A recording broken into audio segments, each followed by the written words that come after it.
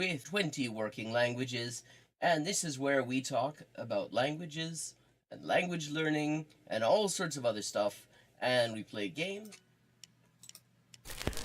This is Elise with an update on the ongoing Inessa Armand translation project. We now have 37 of the 38 extant essays and speeches by Inessa Armand translated into English for the first time, and we are just short of the halfway mark on the fundraising progress as well. This enrichment of the English language Marxist canon has only been possible with your support, and it's been a real lifeline for me. So anyone who would like to support this project can find links in the description for how to do so, and everybody who has already supported it has my sincerest thanks. Perfect. Okay, 3 of 4. El hospital. 還元一級の先というのは、本当に誰も知らない字ばっかりでしょうね。私は Okay, we've leveled up and it is time to pick another language. Morfar är tröttare än vanligt. Maten är färdig.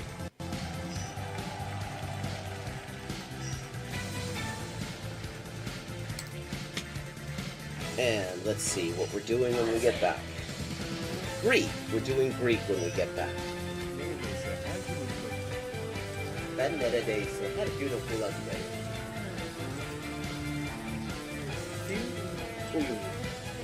Fun fact. Turkish. Hello, Shakespeare. How you doing? Fun fact, in Spanish, the word for bishop in chess is alfil. And that actually comes from Arabic. Fil. The same word fil as this. Meaning elephant, because the bishop traditionally was to represent elephant units somehow. Similarly, in Russian, the word for bishop is sword, and that also means elephant. This is Elise with an update on the ongoing Inessa Armand translation project. We now have 37 of the 38 extant essays and speeches by Inessa Armand translated into English for the first time, and we are just short of the halfway mark on the fundraising progress as well. This enrichment of the English language Marxist canon has only been possible with your support, and it's been a real lifeline for me. So anyone who would like to support this project can find links in the description for how to do so, and everybody who has already supported it has my sincerest thanks. Ça, c'est ça, que c'est ça, non ça, c'est ça. Sol chi sa che nulla sa, ne sa più di chi ne sa. Ecco. Bonjour et bienvenue à Hyperpolyglotting avec Élise. Moi c'est Élise, traductrice, éditrice et écrivain avec 20 ans de travail. Et ça c'est la transmission en direct ou en jeu des jeux, surtout GeoGuessr en dernier temps. Et parle des langues, de la linguistique, de l'acquisition des langues. 10-159. Haven't made a huge dent in it, but we're getting there. Okay, gonna do some Chinese now. Nei.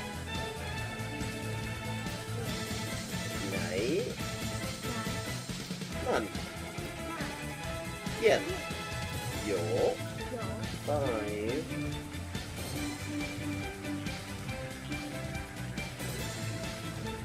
Ducks are drinking wine. Bangba, okay, Bangbas is duck. Okay, I have now leveled up. Let's see what the XP situation is now. 10,340 out of 12,500. And as always, viewers can choose my next language for me just with a follow and a $5 to my Patreon. Sotto le frasche del capanno 4 gatti grossi stanno. Sotto 4 grossi sassi, 4 grossi e grassi gatti. Un généreux déjeuner régénéré, dégénéraux dégénérés. Un généreux déjeuner régénéré, des généraux dégénérés. Facile. Sì, ecco, la gente, è la cosa che mi dice la gente, sempre che scoprisce che quante lingue parlo, io sempre avevo l'impressione, diciamo, di che non era così, non era tan così, ma poi, dopo di aver visto qualche poliglota in YouTube, una delle cose che avevo scoperte era giustamente che la metodologia usata da quella gente poliglota che non avevo mai conosciuta prima, era più o meno la stessa metodologia che usavo io. I find a computer or what? Here's another example. I like to point these out. For this word for or, what sounds vaguely like Hogun and the Hok in Hogun in Korean or Waku in Japanese, and that appears it is the exact same kind of character. Okay, let me see. Un chasseur, ça change chasser. Ses chassés sont son chien de chasse. Der dicke Dach. Okay, der dicke Dachdecker deckt dir dein Dach, drum dank dem dicken Dachdecker, dass der dicke Dachdecker dir dein Dach deckt. Hola y bienvenidos al directo de Hyperpolyglotting with Elise. Yo soy Elisa, traductora, escritora y editora y comunicadora social con más de 20 idiomas de trabajo. Y aquí vamos a estar jugando videojuegos, sobre todo GeoGuessr, y hablando de idioma, la mejor forma de aprenderlo y caleta más. Zwei Zwetschgenzweigen zwitscherten zwei tschechische Schwalben. Tres tristes tigres tragaban trigo en un trigal en tres tristes trastos. Oh, I see. This is Diche Ishai Pui, which means do you want food? But yeah, are you hungry? That kind of thing. How are the boys? Cocine taco. Pozo Milao. Pote. Buenese. Proteine.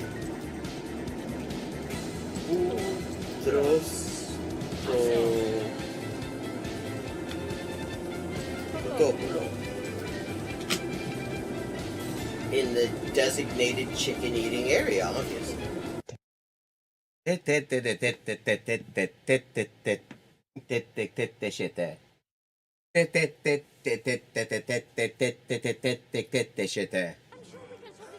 Okay, still 3 times I have to defeat him.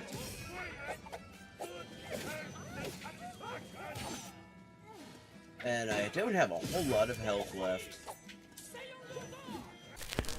This is Elise with an update on the ongoing Inessa Armand translation project.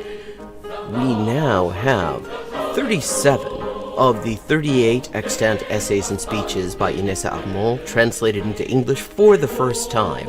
And we are just short of the halfway mark on the fundraising progress as well. This enrichment of the English language Marxist canon has only been possible with your support, and it's been a real lifeline for me. So anyone who would like to support this project can find links in the description for how to do so, and everybody who has already supported it has my sincerest thanks. Monsieur. Livre. Liwe, livre.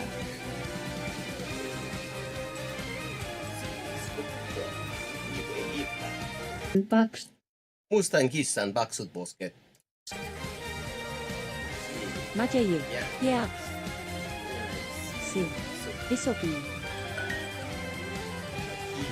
Macieje. Proč? Víte. Počkej. A. Sy. Track 6. Aspri petraxes aspri apton ilioxex asproteri. Aspri petraxes aspri apton ilioxex asproteri. En coginio panas. Oh boy. Ad ferad verda ferra ferda vetri. Jakob. Hefed. Hefed. Hefed. Hefed.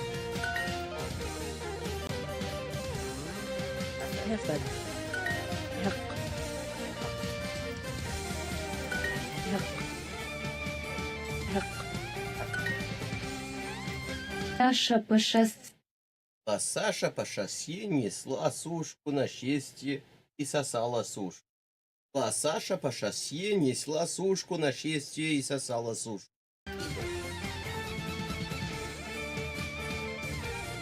Mwalimu.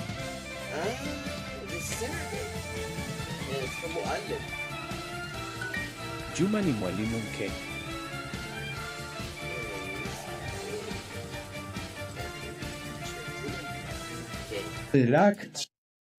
Ирак чимав чипах чемп чавю ченчи чини. Чирак чимав чипа да, чирак чимав чипцах чемп чавю ченчи чини. Бакакит альшит. Хикрин. Бакакит альши хикрин.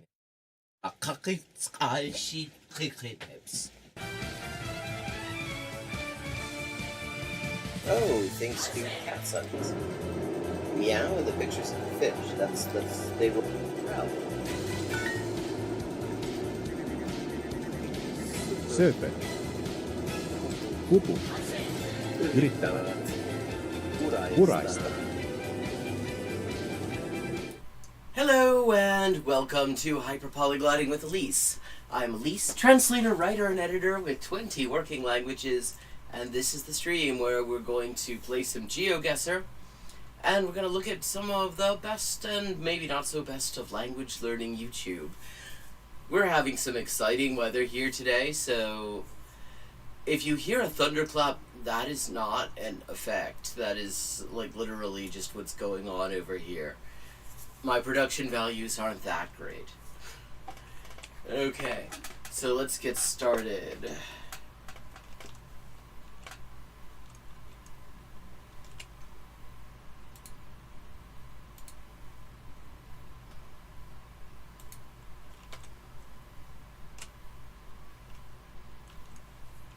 Hang on, I gotta get to the right window.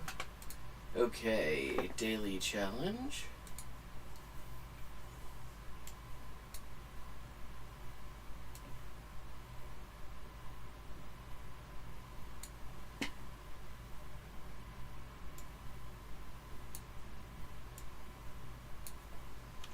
Let me see.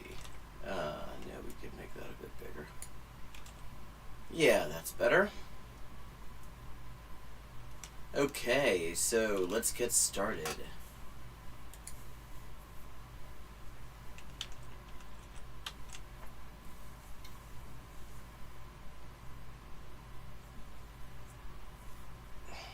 Okay.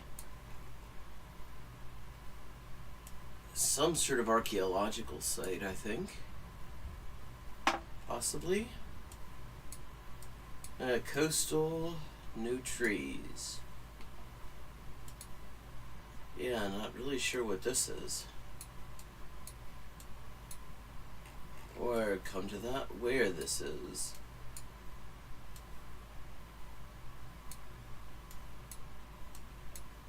Someplace northern is my feeling, because Oh, hang on, there's a sign. Colonie Scandinave. Okay.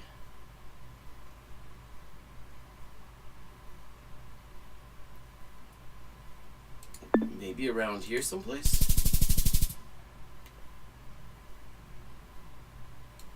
Okay, not a bad start, not a bad start at all.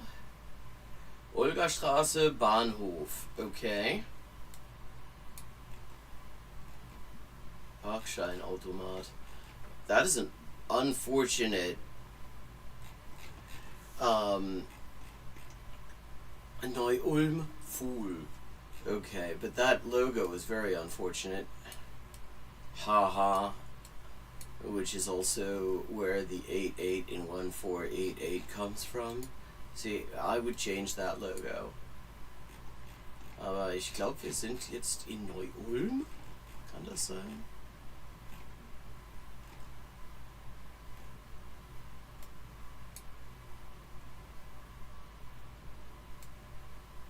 Also da ist Ulm. Wo war noch mal Neu-Ulm?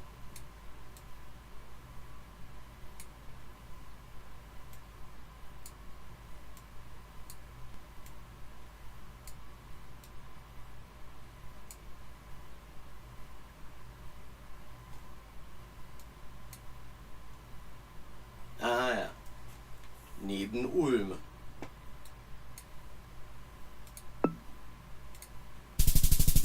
$49.97, not a bad score at all. How's everybody doing, chat? Okay, here we have Cebu, Poblacion Lapu. Okay, we're in the Philippines. We're in Cebu. That was easy.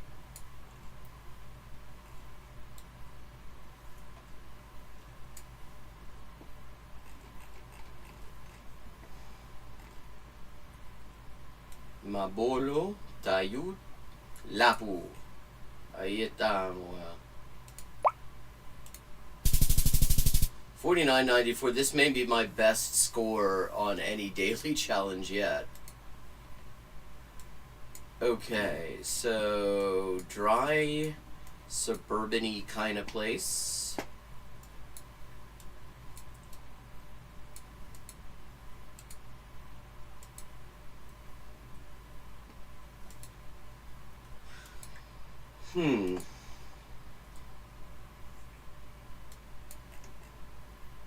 Brand, fire.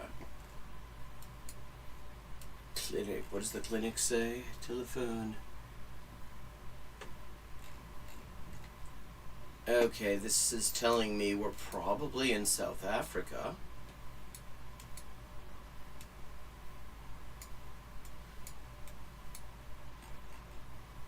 The village precinct.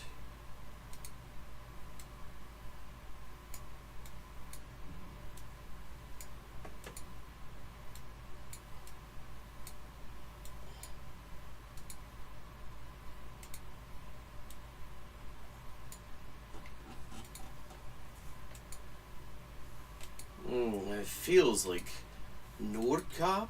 No, Noordkaap would be more desert than this. Ik denk, dit is die Karoo.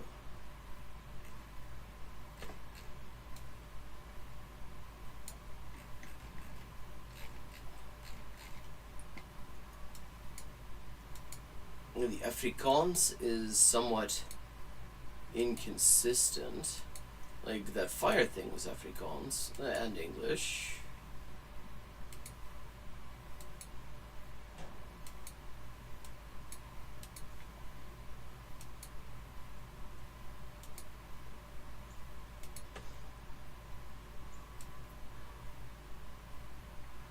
We're on this journey together.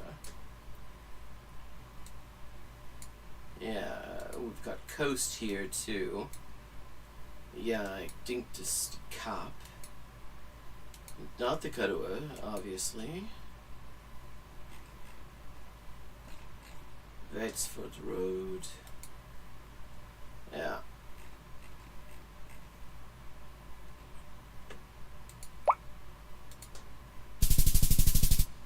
Oh, it was closer to Cape Town, but it's still not bad.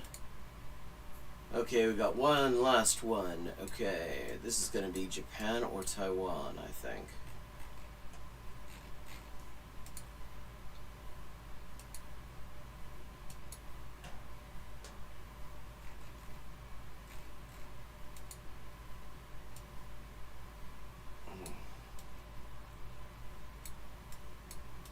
There's solar. No signs yet.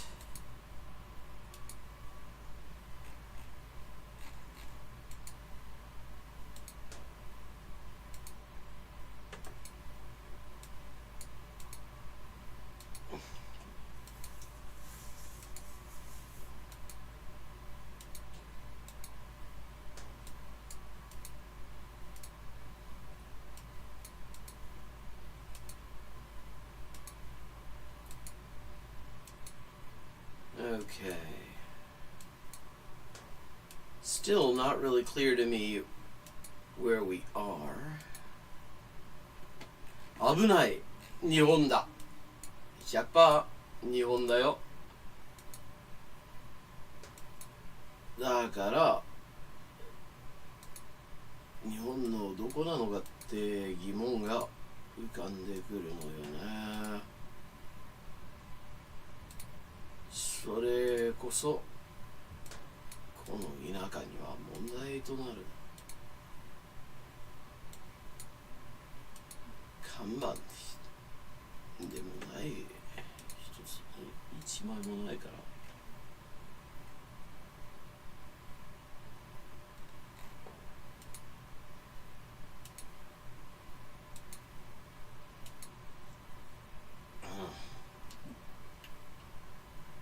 なんかボロボロって感じ。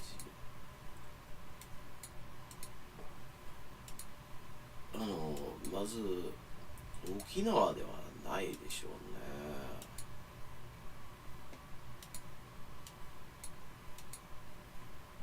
ね。北海道でもないけど、これを見ていい読み取れない。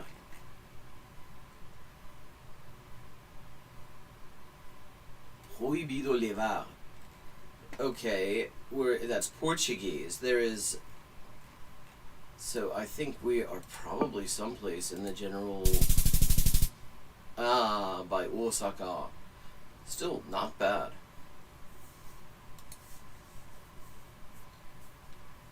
Not bad at all. 22.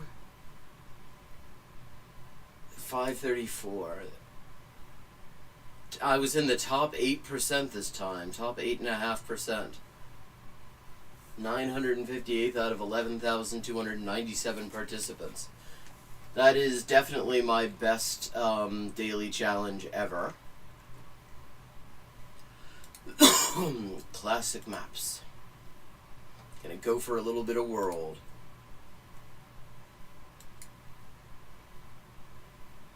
Okay. Russia. That much is clear. Nalivali Mori Product. Okay, it's a seafood kind of place. Aftermarket.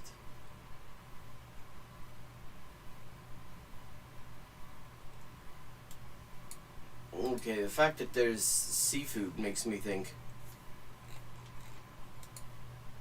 that we're probably someplace relatively coastal. Shinamontage. There's always a Shinamontage. Konnichiwa, Dakota Karani-san.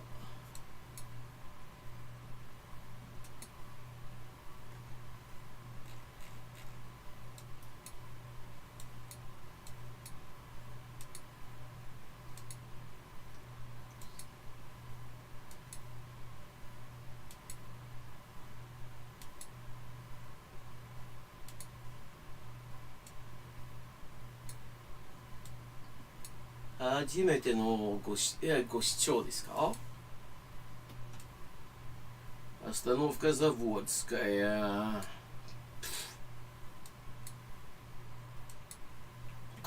通なボロボロなロシアの村。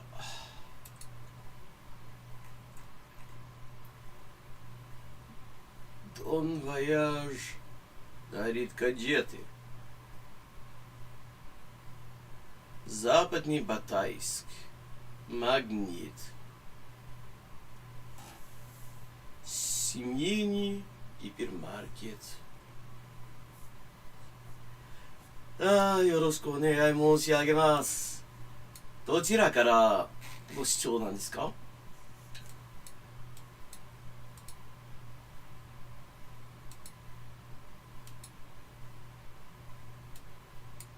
Вывоз и утилизация. Лом закупаем. 世界から。みんなそうですよね。Набережная, Артемовский квартал. На где?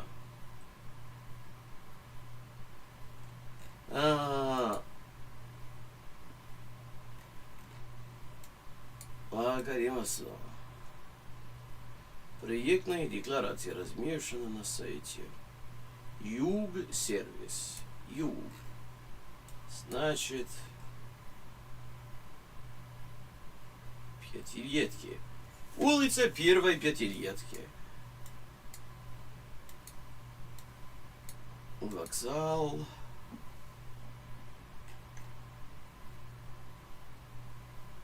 Дон Вояж удивляет кадетами. What's a Don? Could this be the Don River that we're near?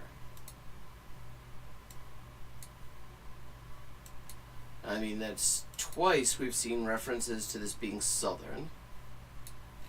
And we've got coastal.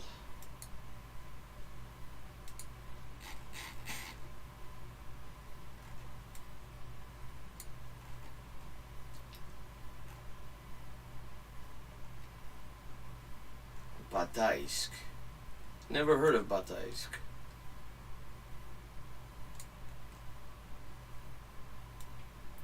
Пешкова. А Батайск, Ростов-на-Дону. Нашли.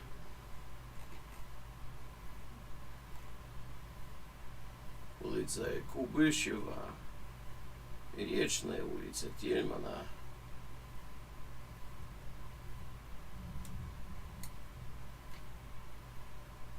Заводская улица. Нашли.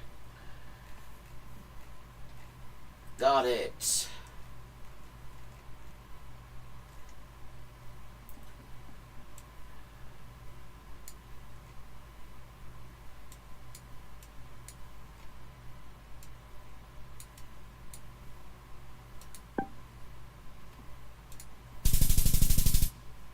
$5,000. I think that may be my first perfect score ever in Russia.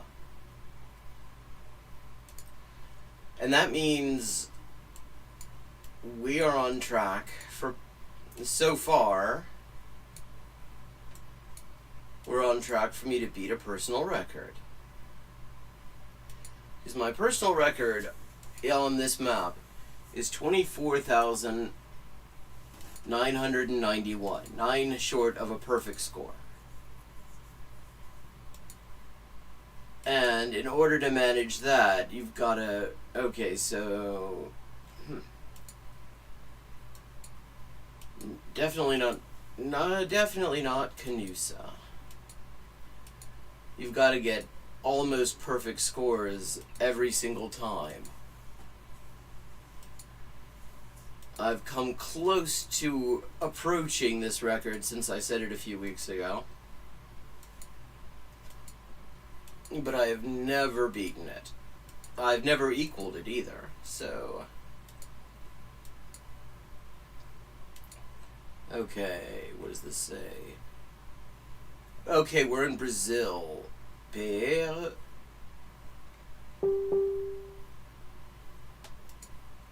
Paraná?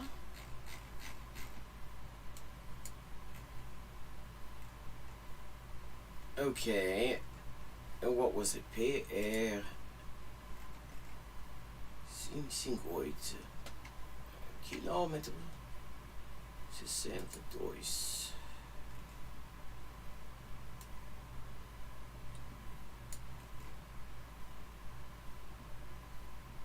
Okay. Okay, so I've got a pretty good chance of continuing this. Okay, so 558 was it? PR 558.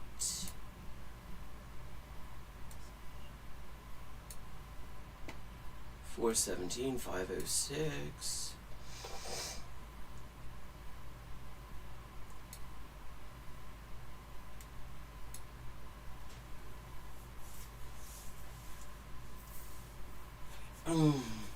If you hear any thunderclaps, that is not an effect. We're having exciting weather today. Wait. Check out this town.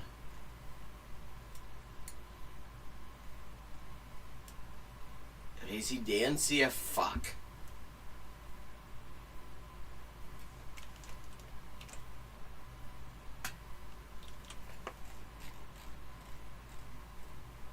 You gotta visit that place if you're in Paraná, I guess.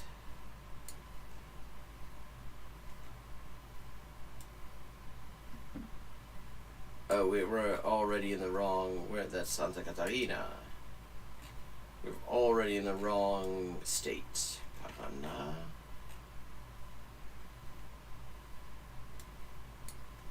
Five 4 9.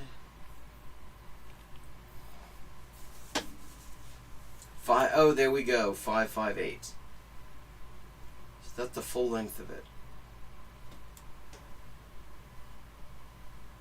Yeah. Okay. We're at kilometer. Or hang on. Let's just be sure. Does this pick up anywhere? Sometimes you get, hey, Riveroon, how you doing? 558.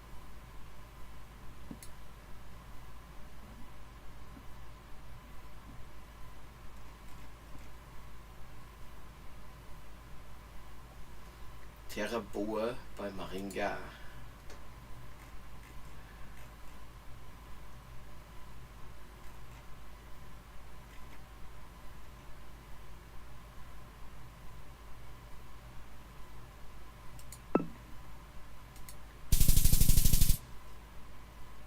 $49.88.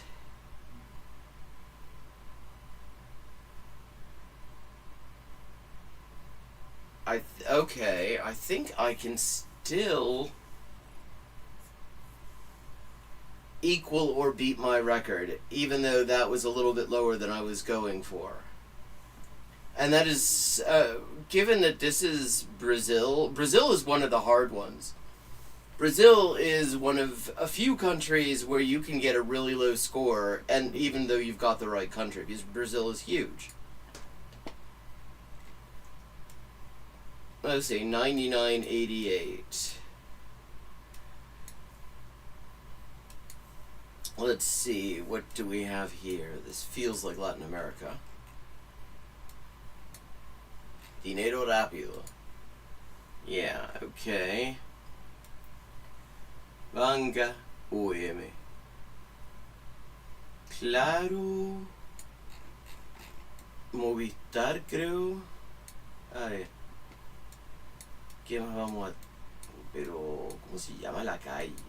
¿Cómo que yo? Tenemos Palmera. Ah, not bad.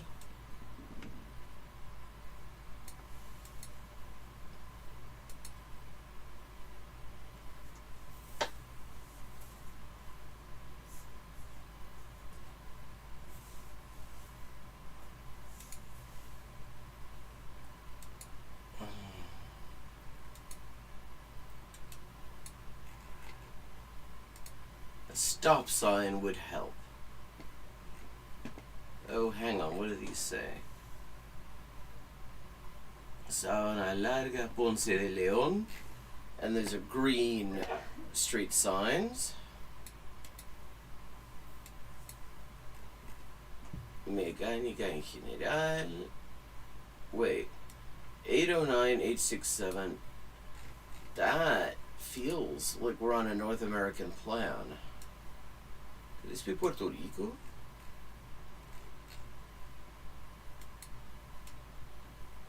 Sería posible en todo caso.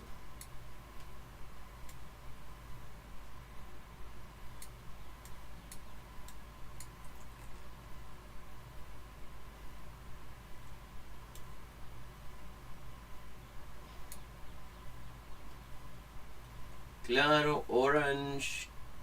Okay, I didn't know orange was actually available on this side of the Atlantic. I've only ever seen orange in Britain. Had an orange plan for a while. No parqueo. No parqueo. Okay. Parquear es puertorriqueño. Okay, estamos en Puerto Rico. Bueno, ¿qué nos dice esto? Repuesto y accesorio norteño. Norteño, weón. So, estamos no solo en Puerto Rico, sino okay, someplace in the north. And it's fairly urban. Así que voy a suponer que estamos en, bueno, en San Juan, ¿no?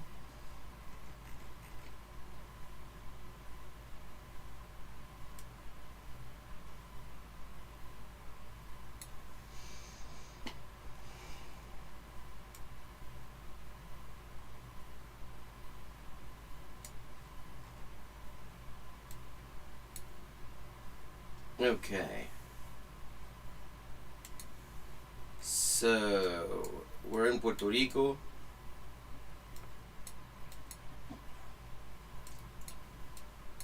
And probably in northern San Juan.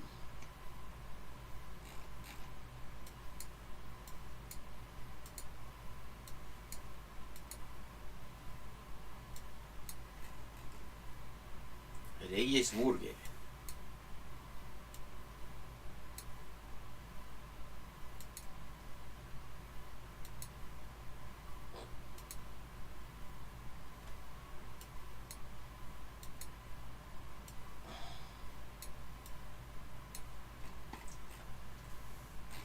Okay, so, well, I think we're in San Juan. I mean, it's very urban here.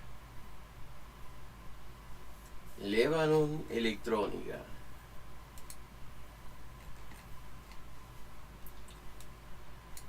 Okay, okay, those are Bible quotes, so that does not actually help. A ver. Pillar Club. Oh, wait, I mean, GeoGuessr, you're like moving me in weird directions here. Every time I try to move forward, you're moving me backwards. What the fuck is that?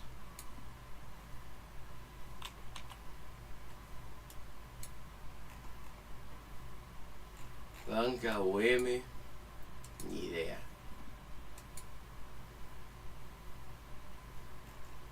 Banca Real, la que siempre paga. Hamburger. Hamburguesa no, sino hamburger.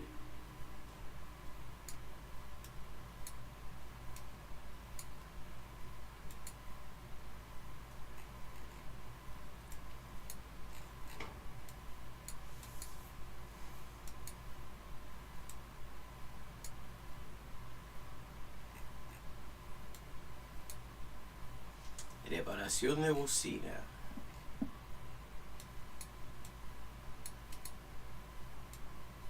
Sopa y comida. Como si sopa no fuera comida, weón. Cafetería El Boricua. Further confirmation of where we are.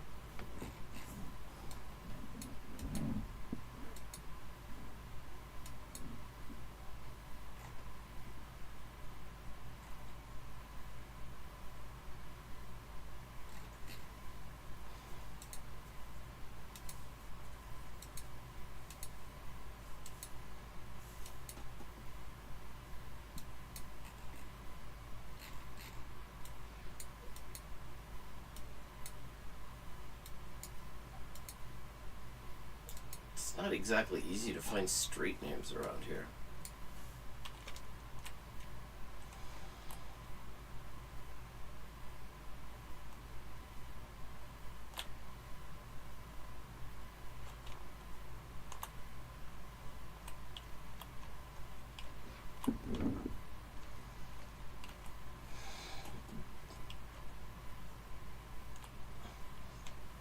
So, okay.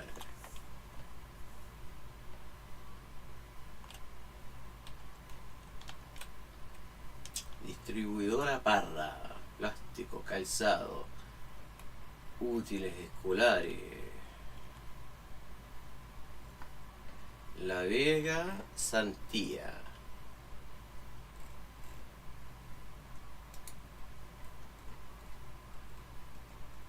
Ok, así que...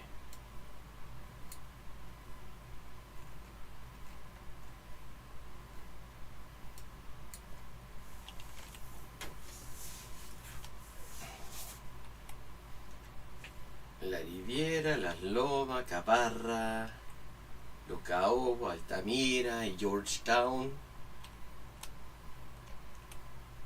Evedao, Truman, Los Maestros, Campo Rico.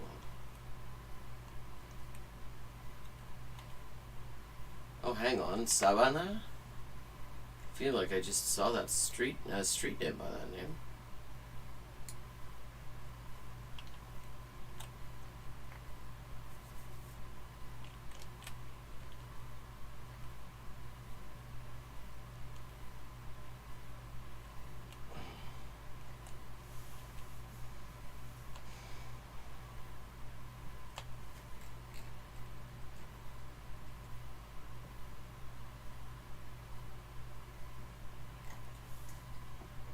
Trujillo Alto.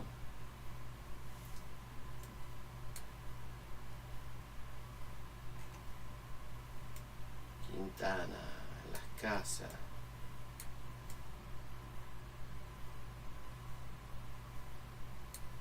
Condado.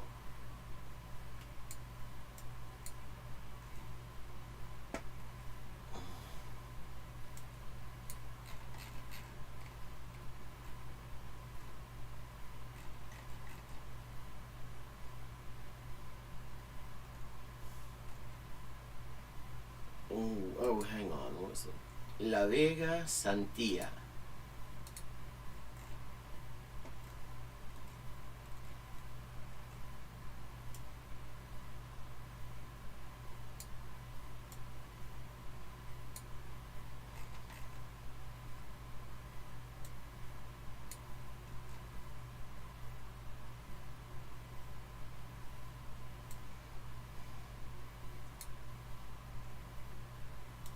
Wait, Los Caobos. That's familiar. Can you just see something like Los Caobos? Could this be the right place? Los Rosales, Sexto. Fagot.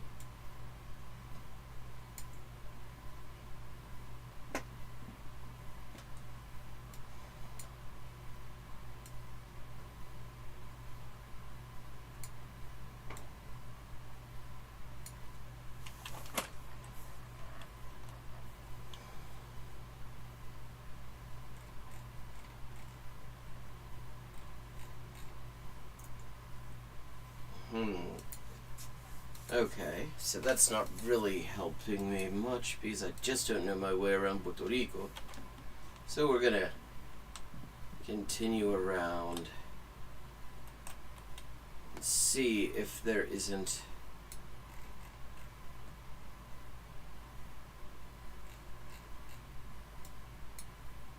something a little bit 6 de septiembre.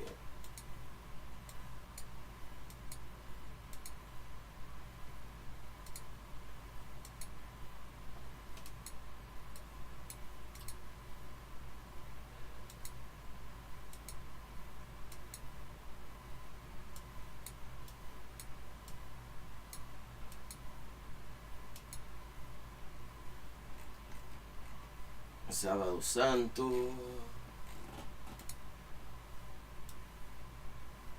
to say, the movements, the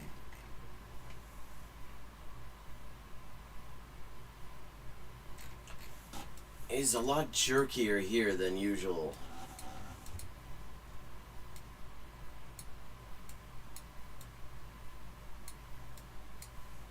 Okay, this looks like a main street, so...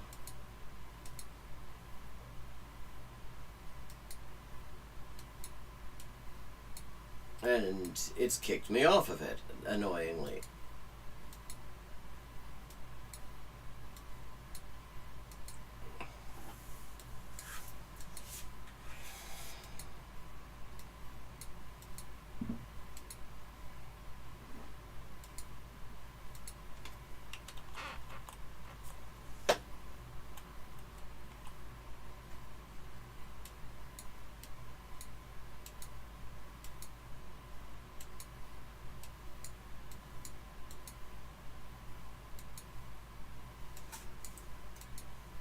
Okay. Why does it keep doing this?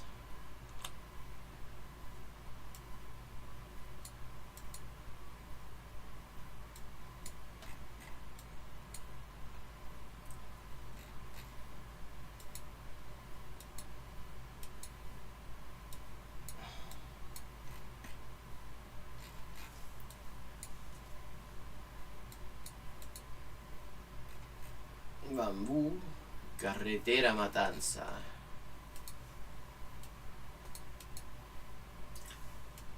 Okay.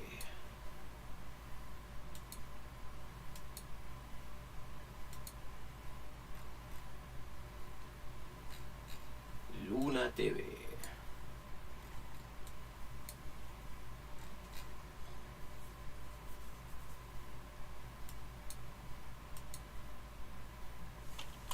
Okay, why? Stop moving me back when I'm trying to move forward, GeoGuessr down.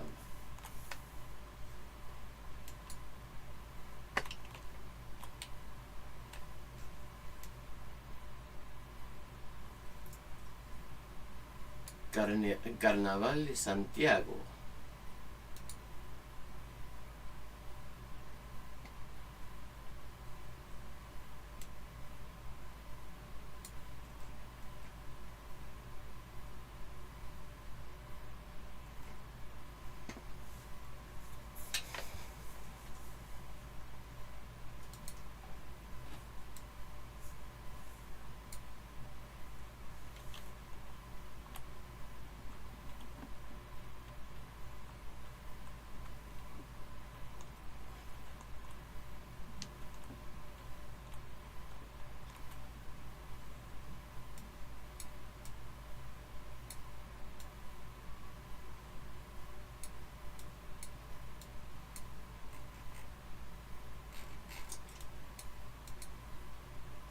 Okay, so we're moving into a more central area. That should probably help a little.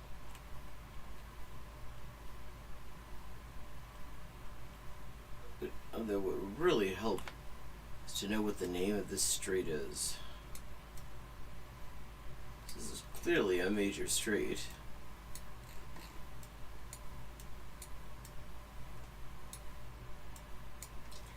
Avenida Ayuntamiento Municipio de Santiago. Avenida Las Carreras. Are we not? Hang on.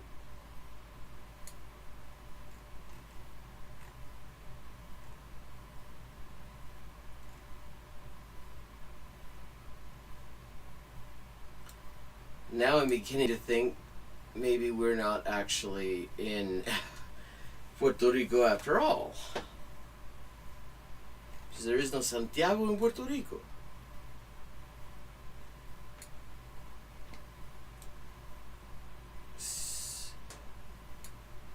Parque Central de Santiago, Luperón, Pablo Duarte.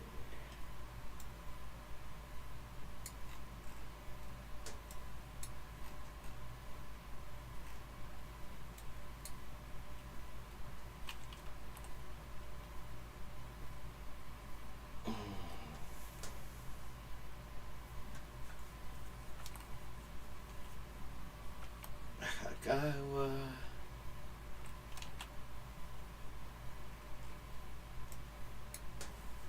Papichito.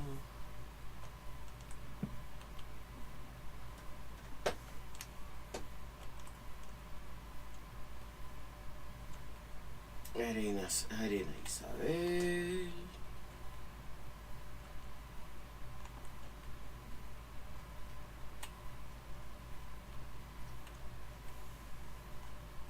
Paseo de los choferes.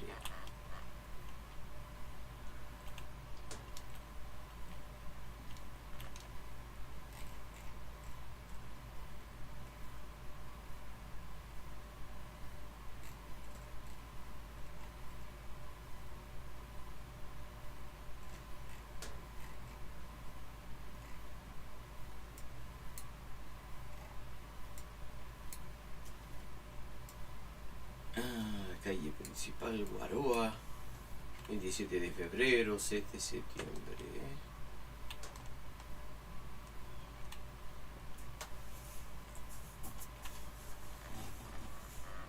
Avenida Las Carreras, ok.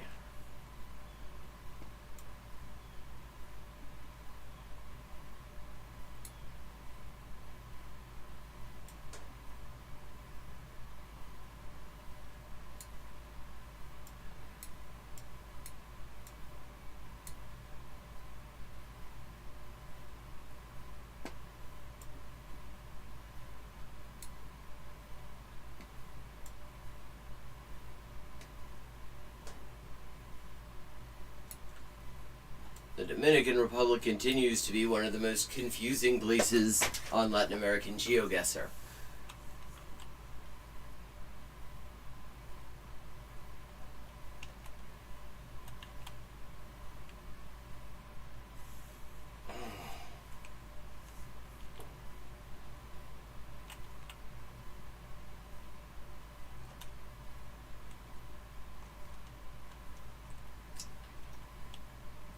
Okay, wherever we are, we're not. We started out not far from Avenida Las Carreras, so somewhere in here.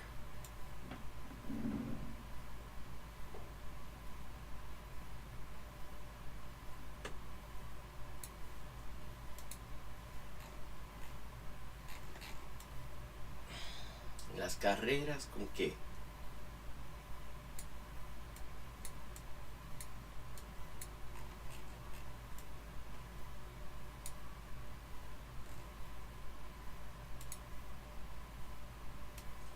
Okay, we're gonna go back to our point of origin now. See if we can get an exact read on where this is.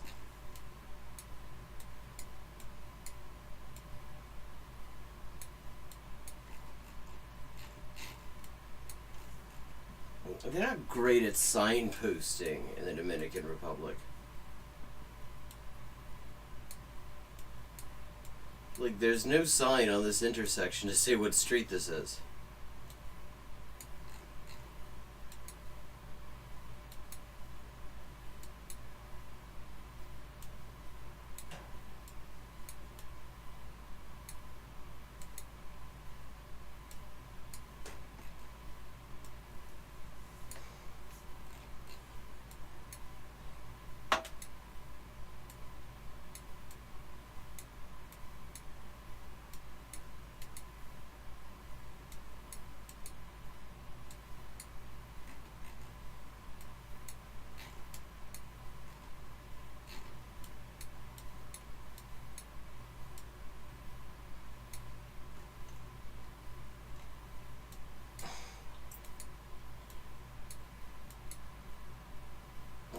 No signs anywhere.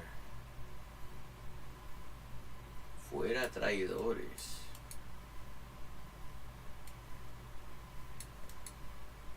Like, this is a major street, and yet there's not a sign that I can find anywhere saying what it's called.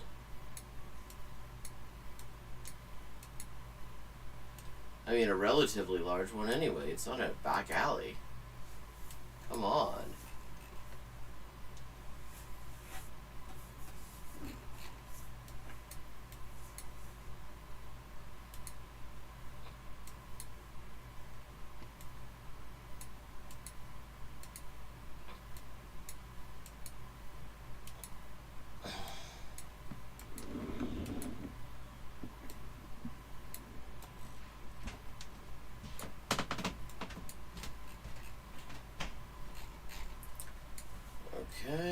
just something about Jesus.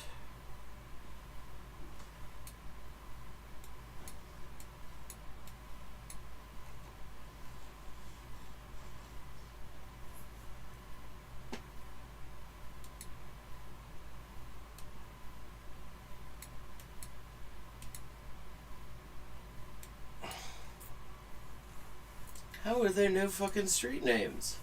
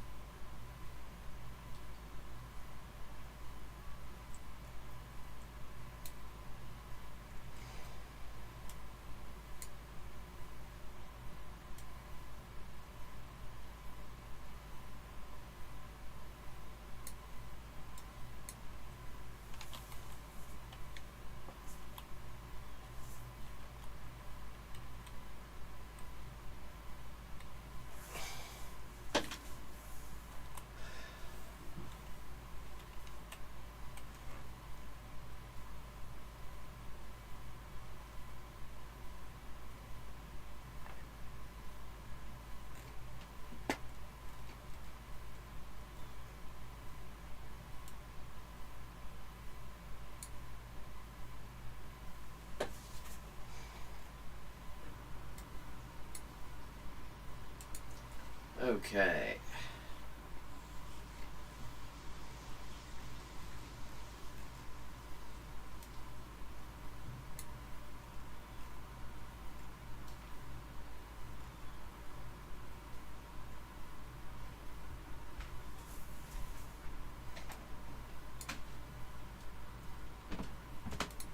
Somewhere around here, I'm going to say.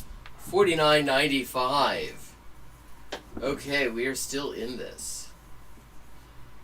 God, I'm glad I noticed that this was not Puerto Rico. Everything was... I didn't realize Parquear was also a Dominican thing. Okay. We are someplace that I'm pretty sure is in West Africa.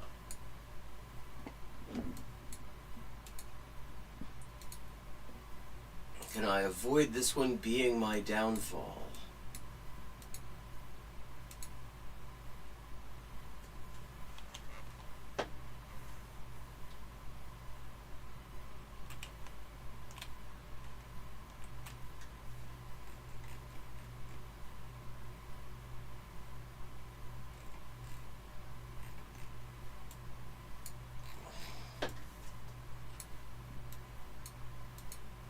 Someplace in Senegal would be my guess.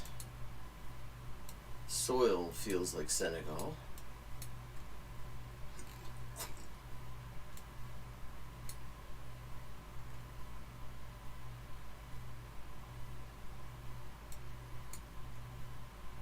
I mean, it could be the Gambia, though, as well.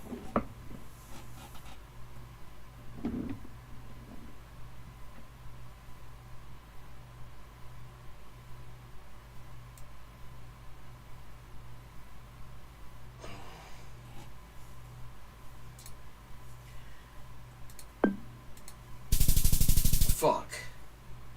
10 points. Okay, not breaking a personal record on this one. That was India? That was Gujarat. That was Ahmedabad.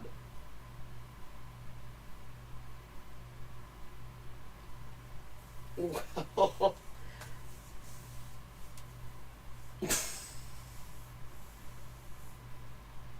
$10 points. Only 9,300 kilometers off. Iztapalapa.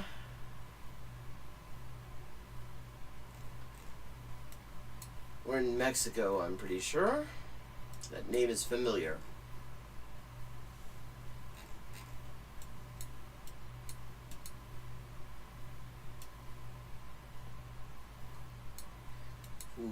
Licuado Collita, Santa Lucía.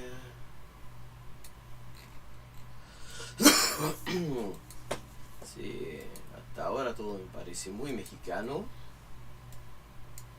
Punto MX.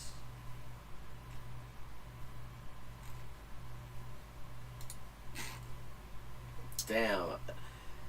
I did so well up until that point.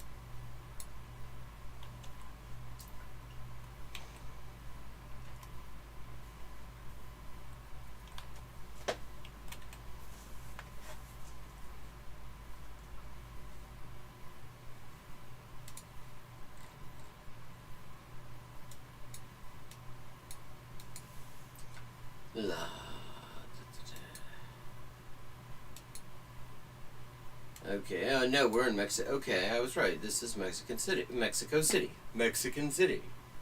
Well, I mean, it is both of those things, I guess. Iztapalapa, well, I knew that sounded familiar.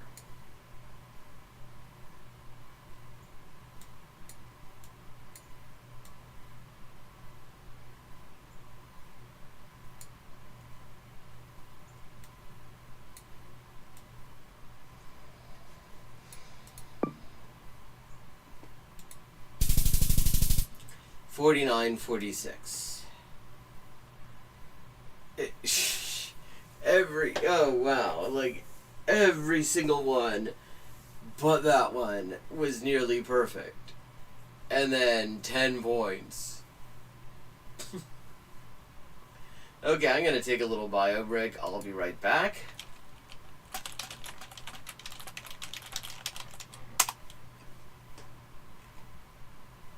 Hi, and welcome to Hyperpolyglotting with Elise. I am Elise, translator, editor, and writer with 20 working languages, and this is where we talk about languages and language learning and all sorts of other stuff, and we play games.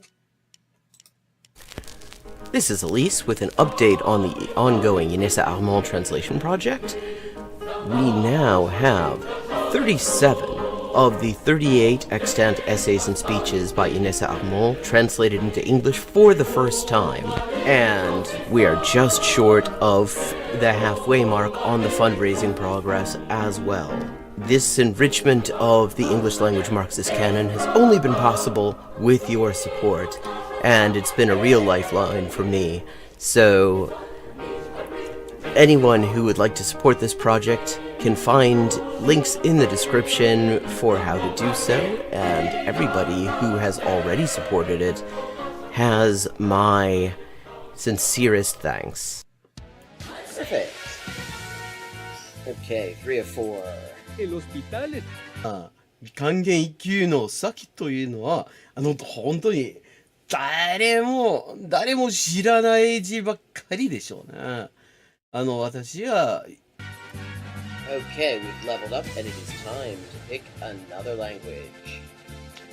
Mordförrättare än vanligt. Maten är färdig.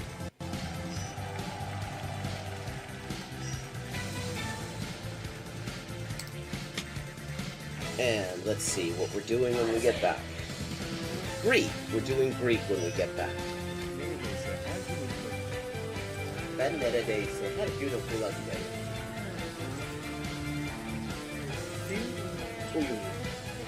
Fun fact. Turkish. Hello, Shakespeare. How you doing? Fun fact, in Spanish, the word for bishop in chess is alfil. And that actually comes from Arabic. Fil. The same word fil as this. Meaning elephant, because the bishop traditionally was to represent elephant units somehow. Similarly, in Russian, the word for bishop is sword, and that also means elephant. Okay. This is Elise with an update on the ongoing Inessa Armand translation project. we now have 37 of the 38 extant essays and speeches by Inessa Armand translated into English for the first time. And we are just short of the halfway mark on the fundraising progress as well. This enrichment of the English language Marxist canon has only been possible with your support, and it's been a real lifeline for me. So anyone who would like to support this project can find links in the description for how to do so, and everybody who has already supported it has my sincerest thanks. Ça, ça, c'est ça, que c'est ça, non ça, c'est ça, sol chi sa che nulla sa, ne sa più di chi ne sa.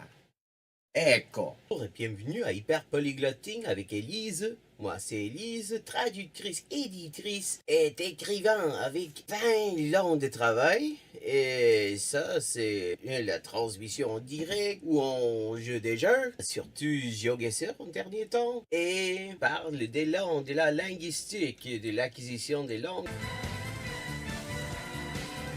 10-159. Haven't made a huge dent in it, but we're getting there. Okay, gonna do some Chinese now. Night. Night. Month. Yen. Yo.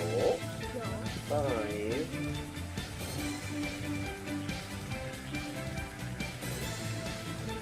Ducks are drinking wine.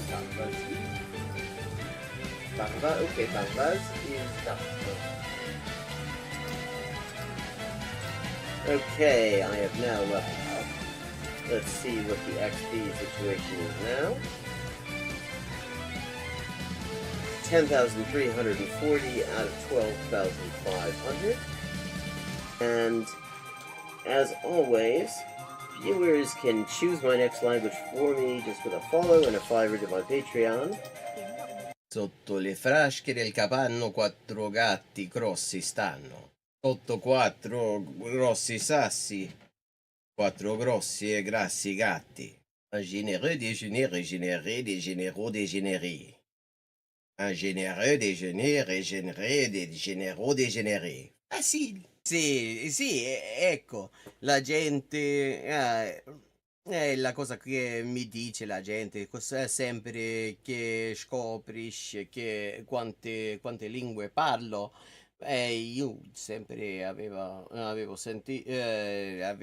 l'impressione, diciamo, di che non era così, non era tan così, ma poi dopo di aver visto qualche poliglota in YouTube, una delle cose che avevo scoperte era giustamente che la metodologia usata da quella gente poliglota che non avevo mai conosciuta prima, era più o meno la stessa metodologia che usavo io. I buy a computer or what? Here's another example. I like to point these out.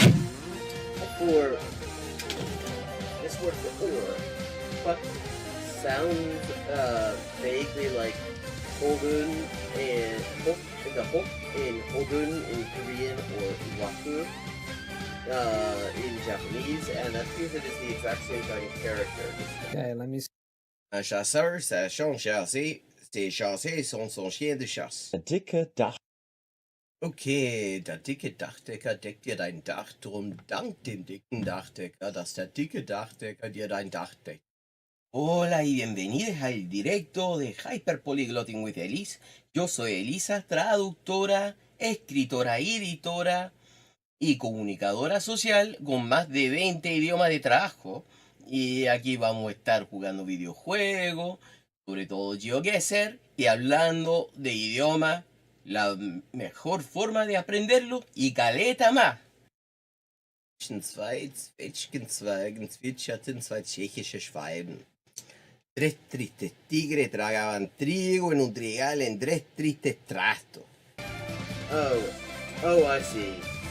This is Dije Ishai Pui, which means, do you want food? But, yeah, are you hungry? That kind of thing. How are the boys? Cine tapón.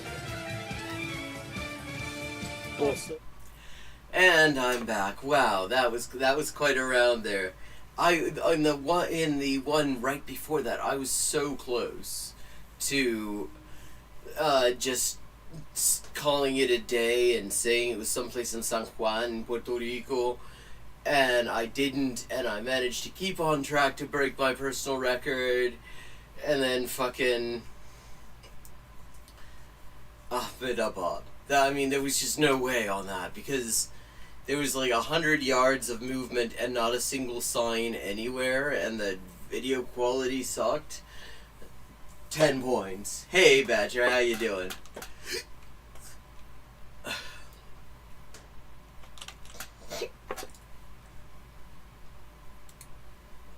Okay, let's try again. Okay, estacionamiento. Oh no. Quarta-feira. Dom profético. Okay, we are in Brazil.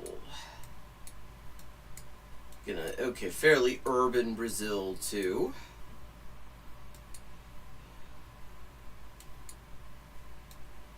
Fairly urban Brazil means we have some chance of actually getting it right. The sun is now trying to come out after having a very brief but exciting storm. Not too bad.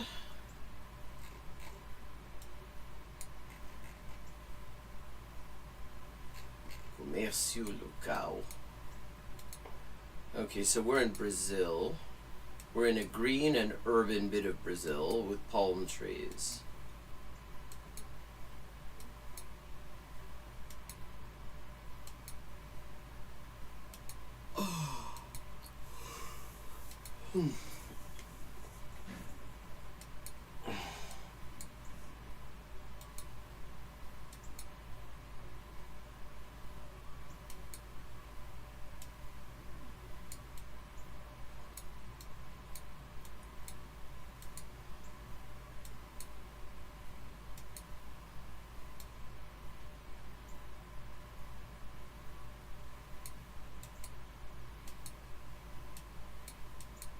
Trouble is, there's a fair bit of green urban bits of Brazil. So we're gonna have to look for some further information here.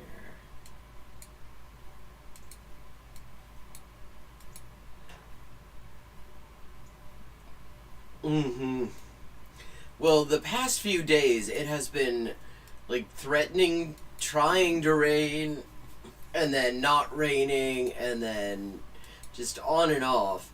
And it has been, I mean, playing chicken with watering. I've got all these chilies and tomatoes and stuff. And it's like, do I water it or is it about to rain? And then it looks like it's about to rain, and it looks like it's about to rain, and it doesn't rain.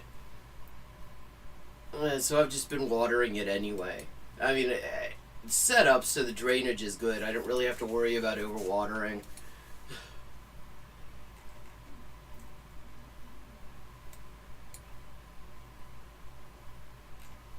But it's just been very uncertain sort of weather.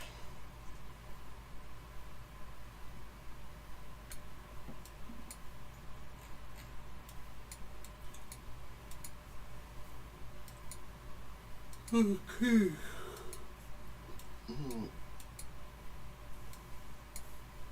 Come on, have we got something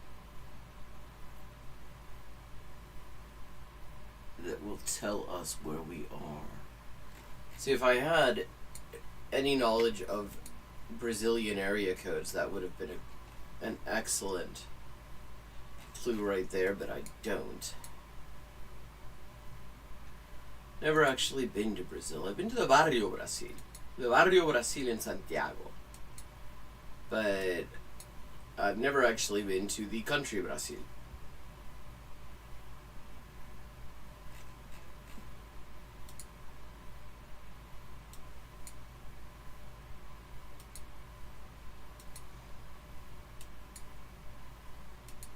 Done really well this week at not smoking.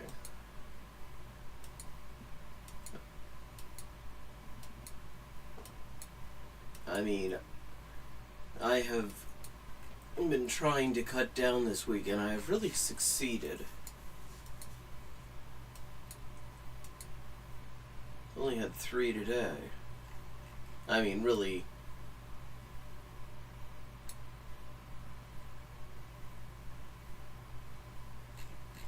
I've had like 2.5 today.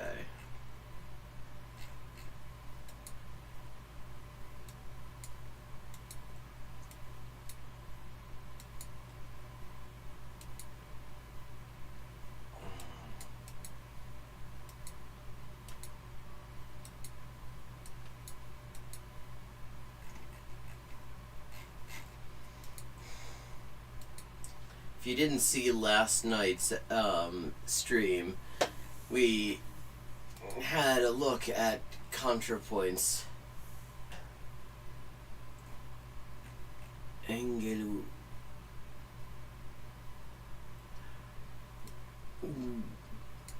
And how she has demonstrated that there was something that she could do that was worse than not saying anything about Gaza. Namely, saying what she had to say on the subject. God, that was bad.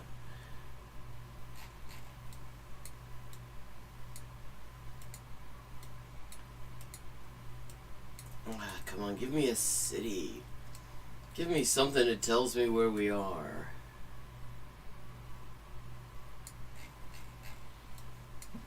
I mean...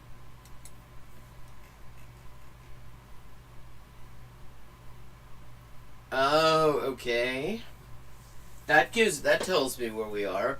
Because, okay, a person who is from Brazil is brasileiro. But this is brasiliense. Brasiliense is somebody who is from Brasilia. Okay. So we got that much. We're in the capital. I was kind of thinking it felt like the one time that GeoGuessr had taken me to Brasilia, but I wasn't sure because I wasn't seeing anything particularly distinctive, and Brazil is a tough one because there's so much Brazil.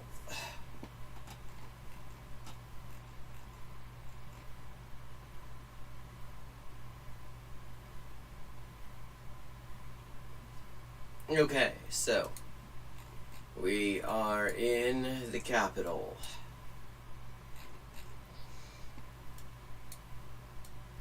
I'm heading southwest on a street that so far I haven't seen a name for.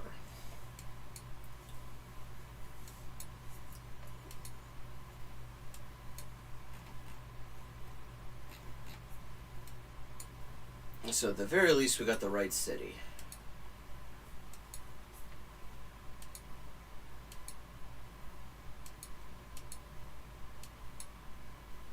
Mexico does a similar thing with demonyms, because there is the state of Mexico and the country of Mexico, and people from the country Mexico are Mexicanos, obviously. I think everyone knows that one. But people from the state of Mexico are Mexiquense, because they got to make some sort of distinction, and so that is the distinction. So that is the difference in suffixes that they make. Parque da cidade. Okay, city park. Okay. Okay, is that it going to be Sarah Kubitschek? Well, we're gonna head over that. It's not letting me head. Oh, okay. No, here we go.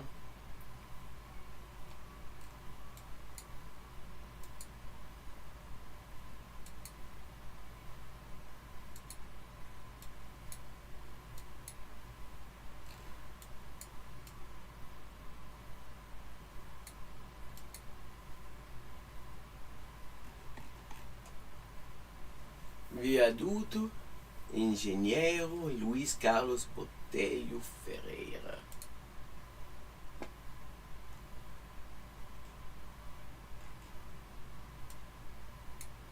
E-Pig.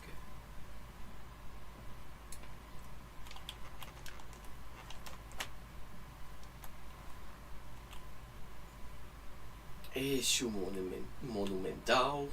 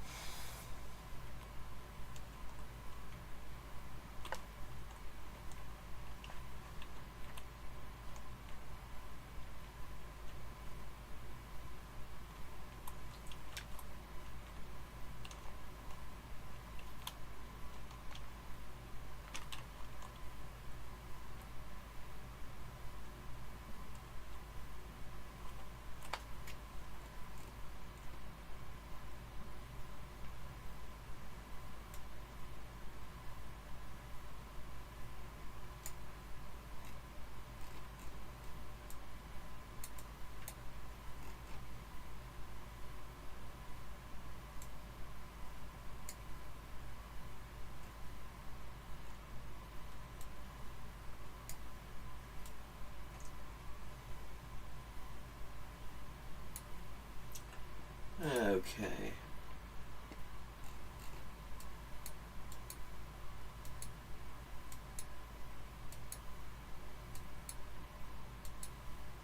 Oh, come on.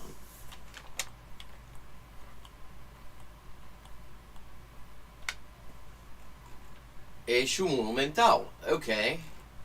So we've got the approximate location. Eixo monumental. And where's this viaduto?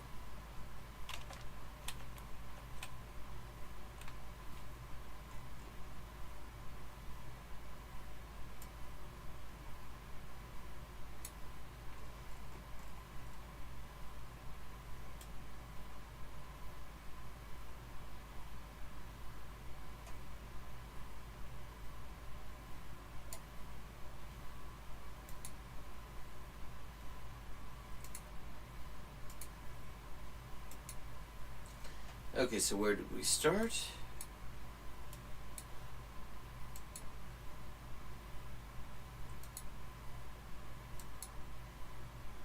Have we got a street name here?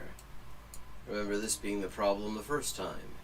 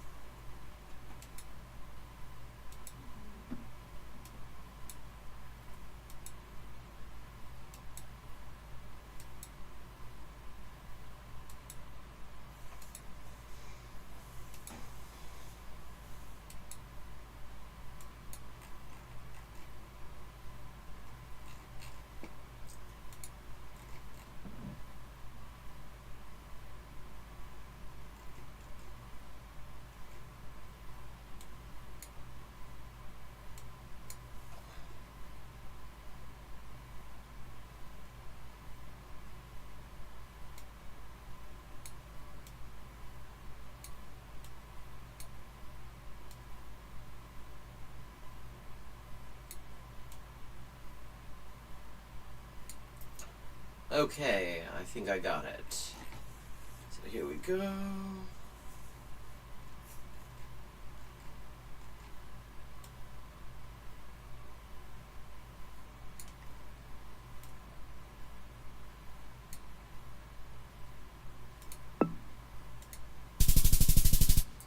$49.94.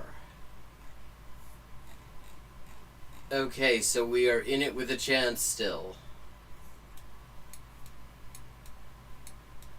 Well, I mean, that was the first round. Although it is possible to wash out on the first round when your score that you're trying to beat is nearly perfect.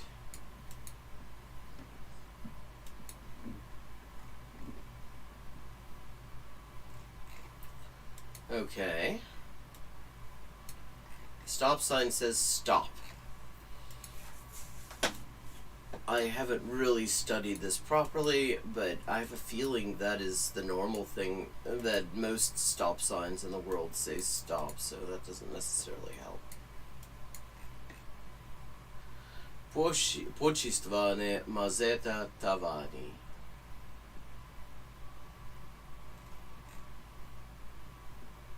Okay.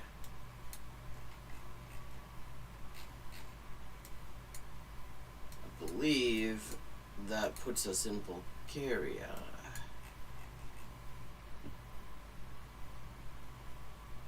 Godišnji tehnički pregledi, also known as MOTs. Center GTV Avtomivka. Iviani. Benzene, diesel. Okay, so Bulgaria definitely. Podnajem. Where in Bulgaria?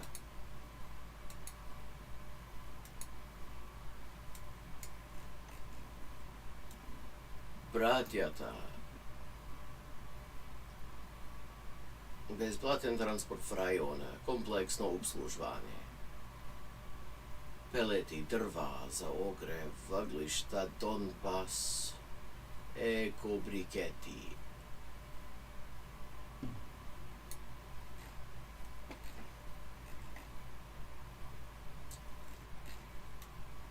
Peleti. Sidma. Yes. Further confirmation, we are indeed in Bulgaria. Cerkva Sveti Theodor Stratilat. Manastir. Okay.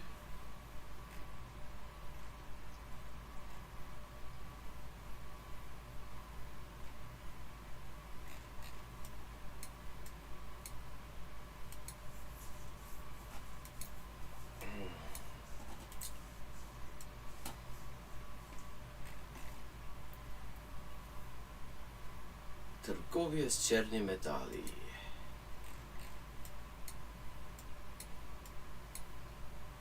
Črnje metali. Black metal.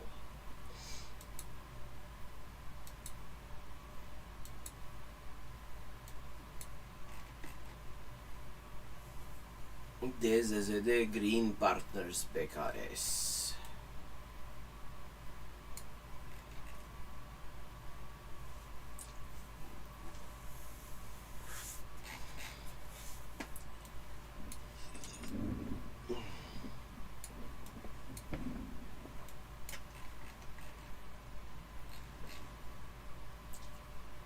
Okay, so Bulgaria someplace. Still not entirely clear where. Georgi Benkovsky. That's just a guy's name.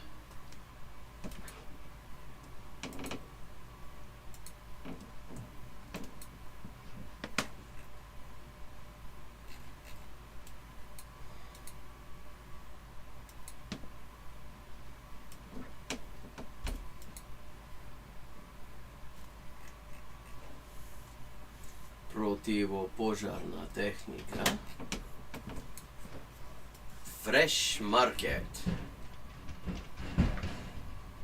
Is that the same? Is that the fucking chain that we have here?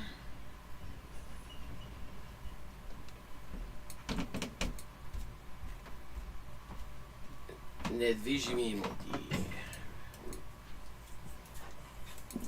Estate agents. Okay, so we still don't really know for sure what city in Bulgaria this is. Svetya.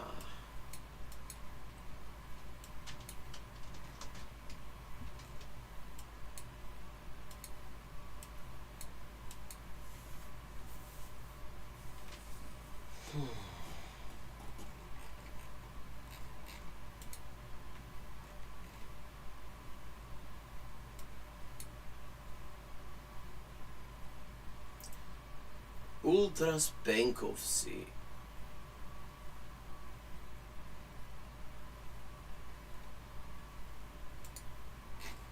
Okay, maybe it isn't just a guy's name.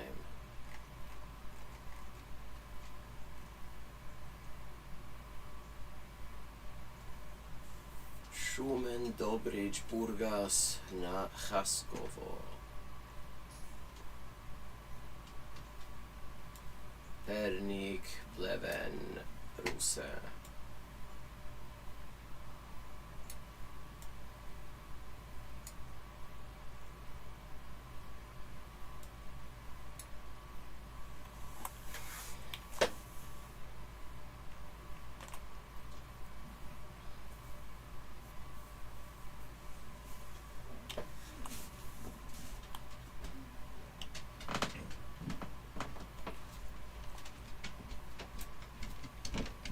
Olewski.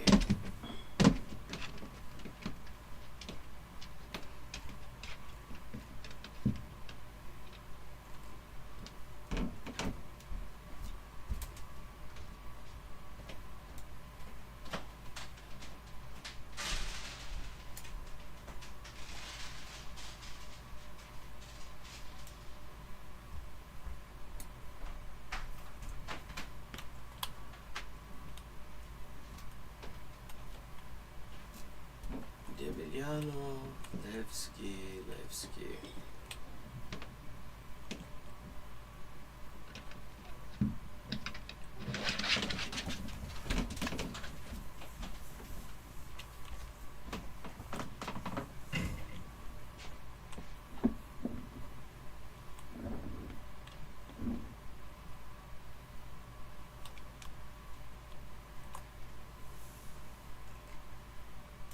Okay, now there was, well, what does that say? Levski ili smrt. Levski or death. Oh, Jesus. Lovely.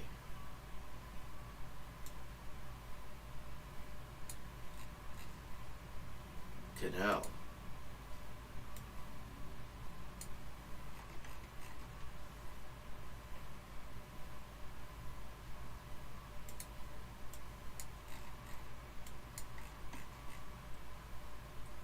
Lazar Mikhailov. Okay, so wherever this is in Bulgaria, there's Nazi shit.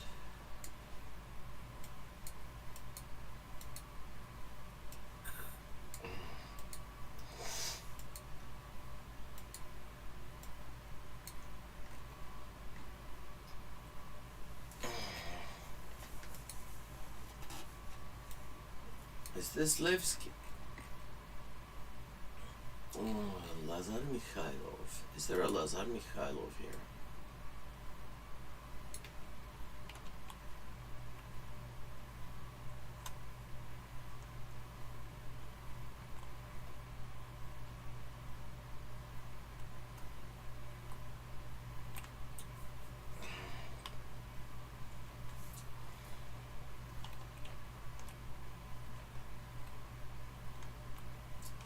Zarstaniev, Kunchev, Bozveli, Milyev, Kirili Metodi, Bedleshkov, Vasilevsky. Not sure. That's not seeing that street name, but I may have overlooked it as well.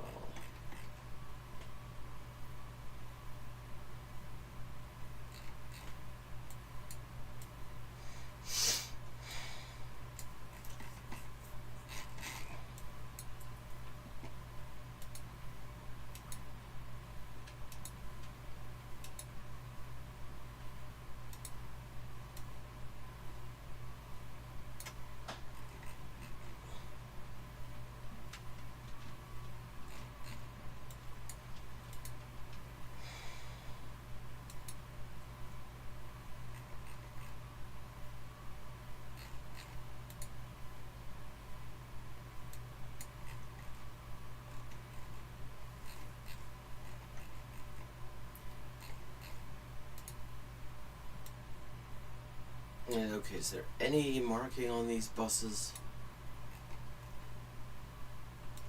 It tells me where we are. I mean, beyond, I know we're in Bulgaria, but...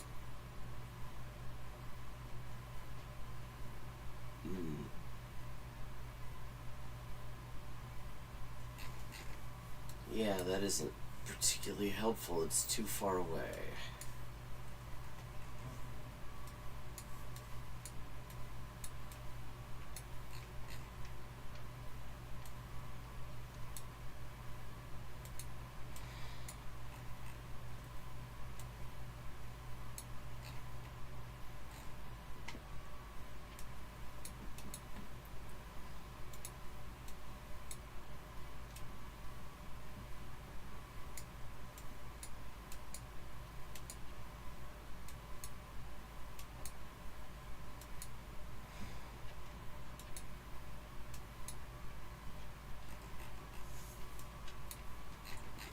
Oh, this will tell me where we are.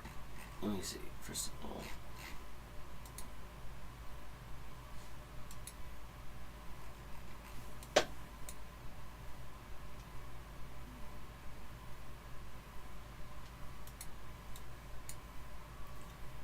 Dogovor, stojnost. Stolična opština.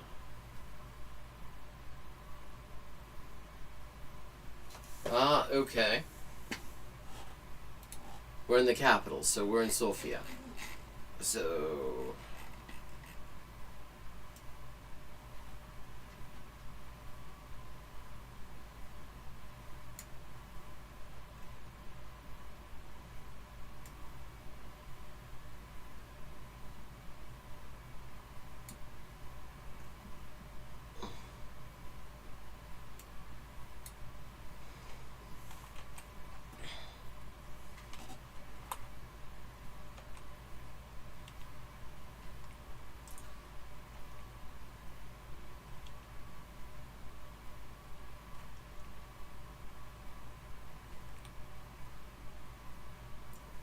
Nikolov, Ioana,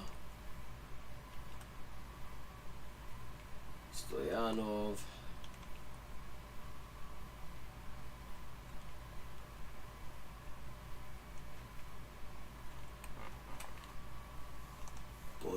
Boris,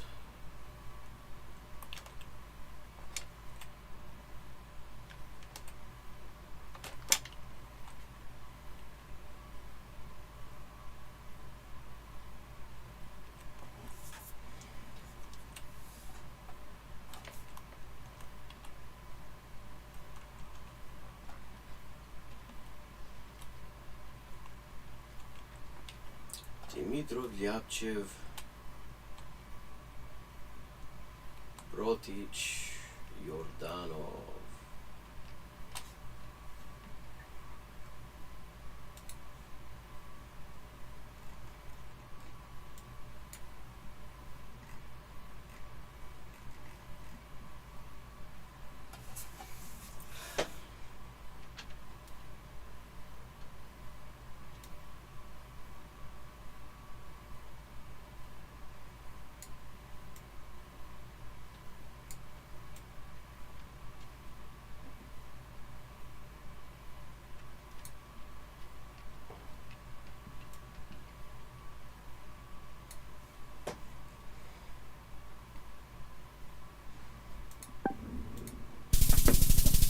$49.75.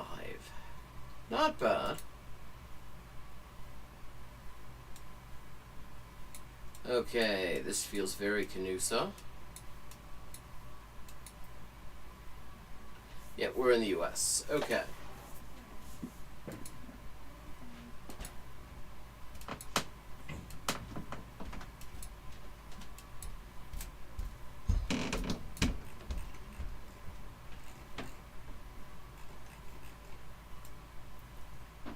Okay, what? Those signs don't really tell me a whole... Okay, oh wait, Texas 19, US 287. That helps. Okay, so out of Bulgaria down to Texas.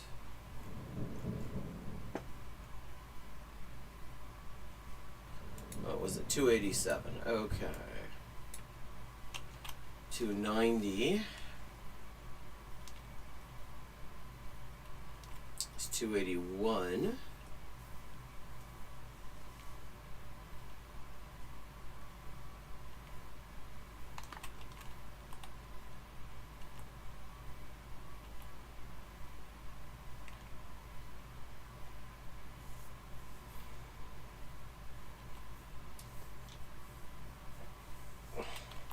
$287, there we go.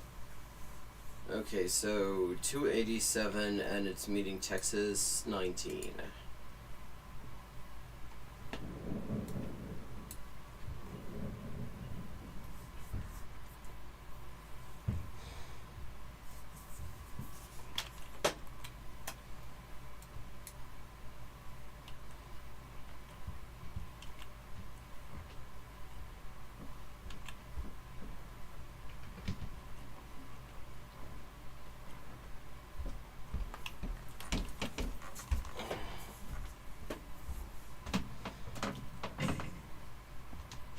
Wait, is that the end of 287?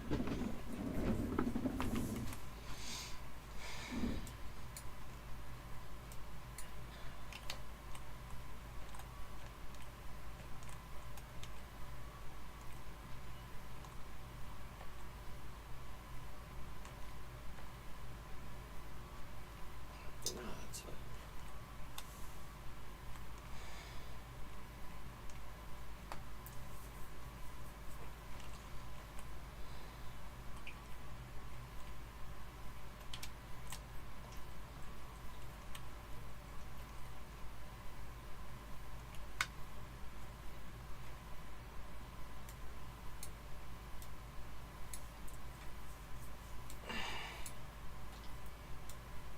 Amarillo.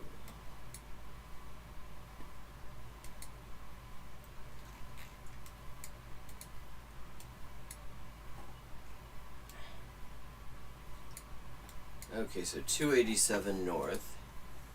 You have a sort of general idea. Loop 256.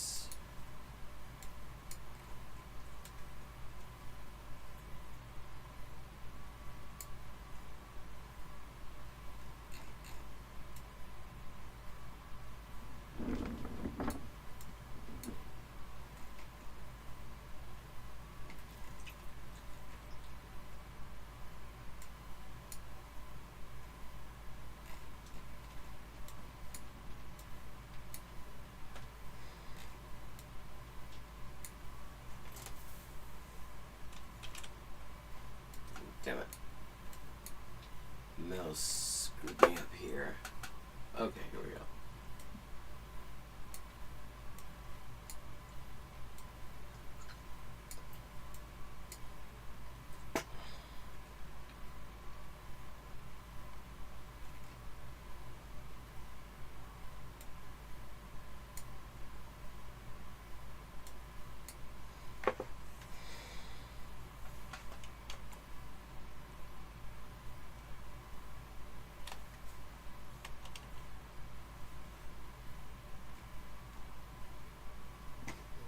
Okay, and the loop was what?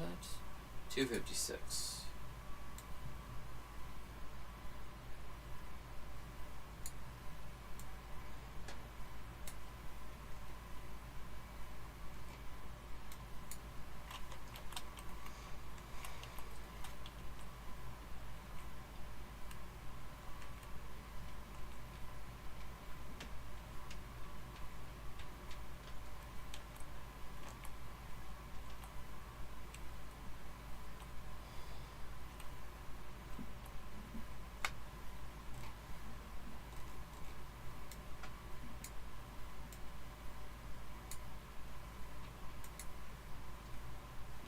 Okay.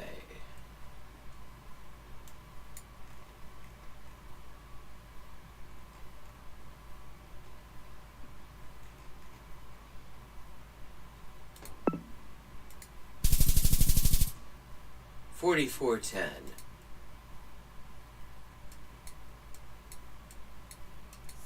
So, okay. Someplace very rural.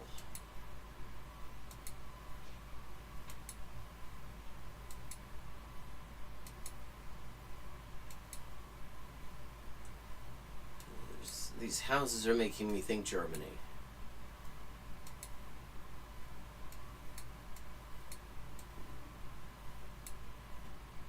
Yep. Neubulacher Straße, Gaugenwald, Berneck. Nie gehört. Wenden, Rotfelden, Mindersbach. Auch nie gehört. Neuweiler, Kalv. Okay, endlich mal ein Name, mit dem ich was anfangen kann.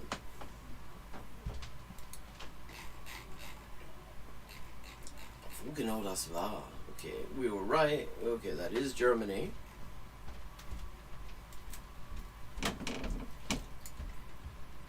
Trying to remember where Kalv exactly was, though. So it's one of those places. It's memorable because it's sort of, the spelling is a bit. You can see a lot of place names in Germany spelled with name, with names like that. So it's notable in that sense, but not particularly notable in any other sense. I feel like it's kind of central.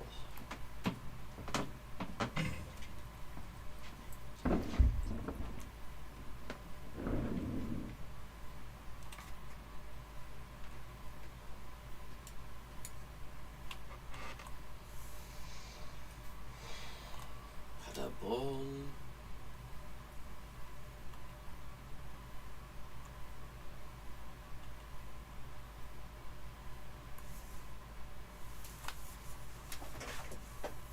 Celle. Bremen, Hamburg. Nee, ich glaube, das ist zu weit schon im Norden. Paderborn, waren wir schon. Soden, Allende, Frankenberg, Niederaula, Fulda. Sind wir schon in der ehemaligen DDR? Ich glaube aber nicht, dass. Ich bin mir ziemlich sicher, dass Kalv im Westen liegt.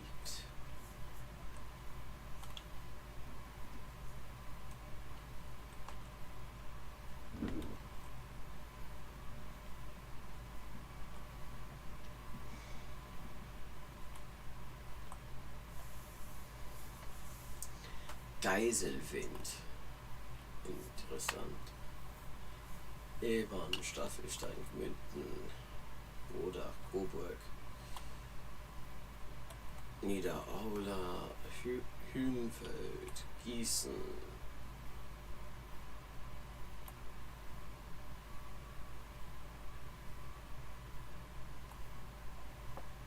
Salzgotten, Lippstadt.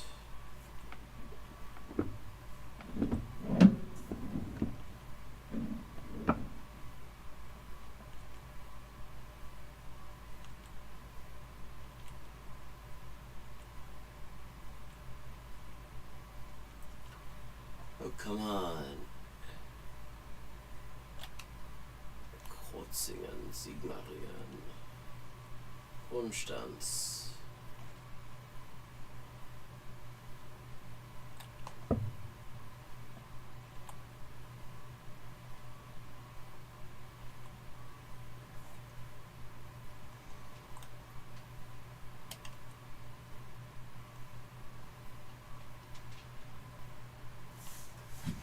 Aschaffenburg, Worms,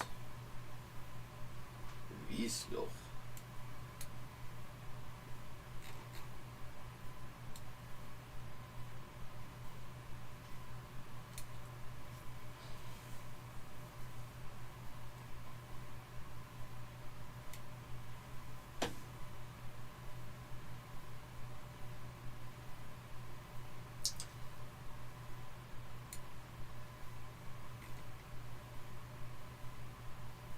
Come on.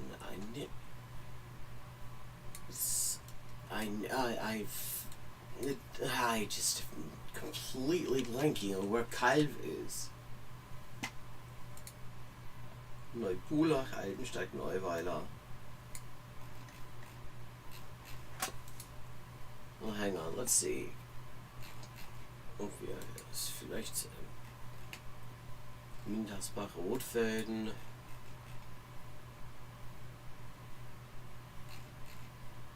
Es wäre Südwestteil vielleicht.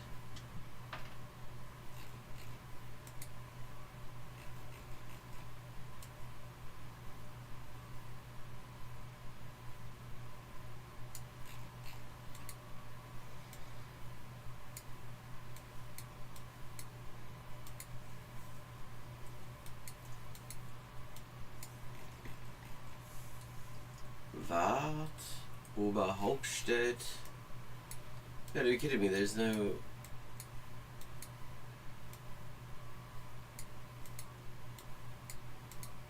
There's gotta be something in here that tells me at least what state we're in.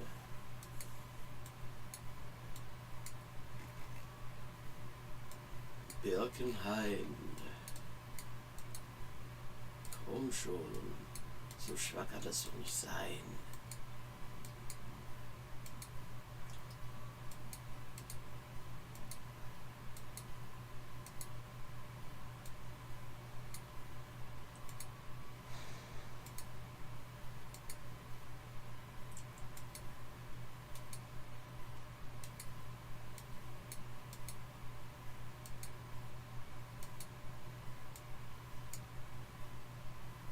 Wenden. Landwirtschaftlicher Verkehr frei. Ja, immer noch. Immer noch keine Ahnung, wo Kalf. Irgendein Hinweis wäre schön.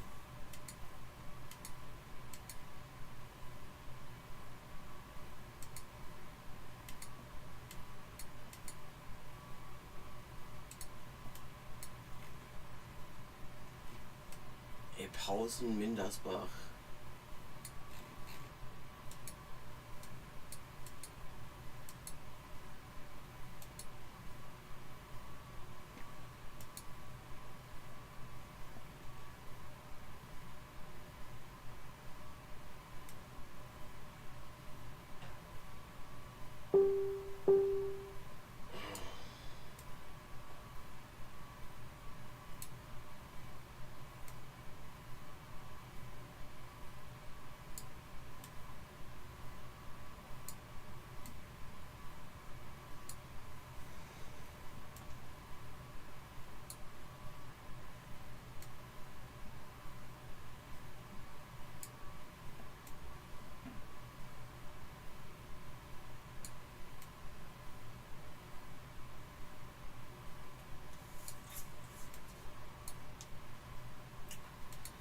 Sod it.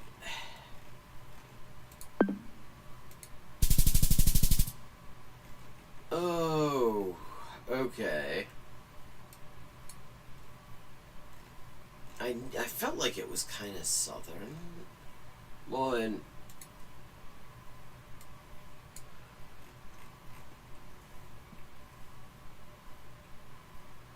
no access to something house.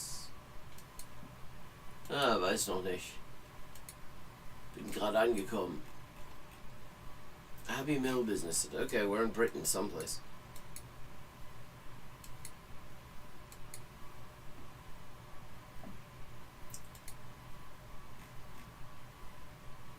Okay, we're in Scotland. We're by the M8. Renfrewshire House. By the A726 as well.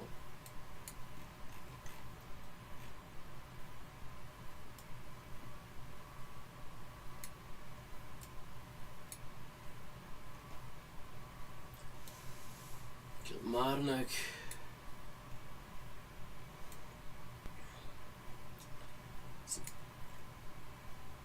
Govan, Shawlands, Giffnock, Renfrew.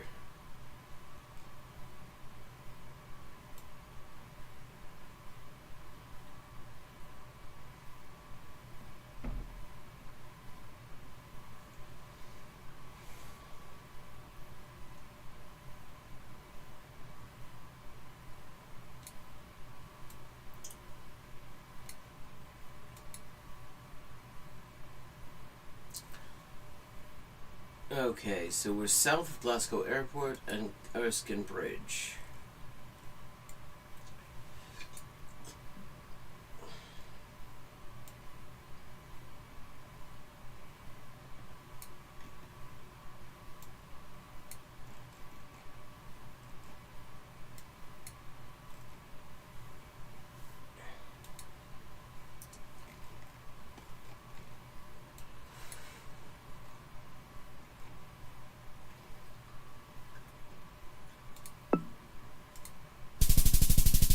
$49.86, not bad.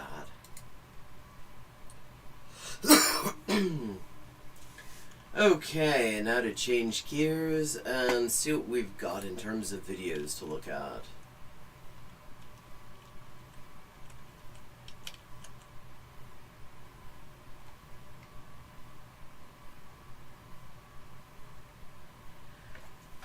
Now, I'm curious. Okay, this is another one that showed up in my recommendations. Oh, actually, wait a second. There was a suggestion I'm kind of curious about. Everyone's cheating at chess, allegedly. Might as well, why not check that out? I haven't done anything chess related on here for a bit. Chess, the game of kings, the ultimate battle of minds, a pure meritocracy where intellectual superiority reigns supreme, where for over 1,000 years humans have...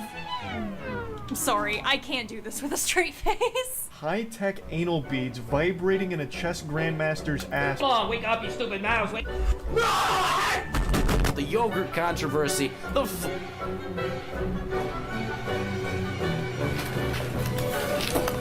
Thank you. No, what? Yogurt. What? You're really playing the Karagan? No! Lures! That, for anyone not familiar, is Magnus Carlsen, the former world champion. We're living through what might be chess's weirdest cultural moment. Thanks to streaming and COVID lockdown and the Queen's Gambit, it's more popular than it's been in decades. Everyone's playing it. Your little cousin is trash talking about en passant and joining roaming chess gangs. Why chess has been suspended till further notice. Wait a second, what And does joining this say? roaming chess gangs. Why chess? No respectful between players, full of food and liquid. Food and liquid. Now that's kind of concerning. Food and liquid, because food, like, not food and drink, mind you. Food and liquid. Chess has created behavioral issues. Roaming chess gangs interrupt matches during lunches. Chess has been suspended till further notice. Roaming chess gangs interrupt matches. I'm still kind of stuck on food and liquid.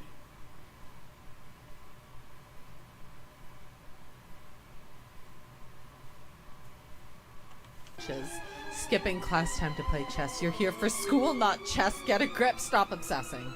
There are chess influencers, chess streamers pulling six-figure Okay, so far all people I've viewer followed. counts. Magnus Carlsen is doing fashion collabs. Hell, you probably know who Magnus Carlsen is.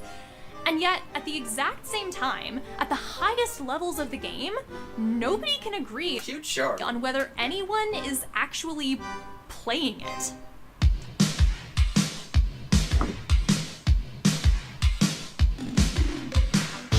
Yeah, I mean, this has been, like, going on. I should say, if you play chess at all, and if you follow chess online at all, this is a thing that just keeps on sort of popping up. It's a bit like whack-a-mole, because there was this whole thing about involving Hans Niemann a while ago, and then that sort of died down, and now Vladimir Kramnik has shown up and is saying that there's some sort of weird shit going on with the statistical methods that the fair play algorithm on chess.com is using to track down whether somebody's cheating or not, and is saying that there's a whole bunch of it going on. It's a weird moment for chess.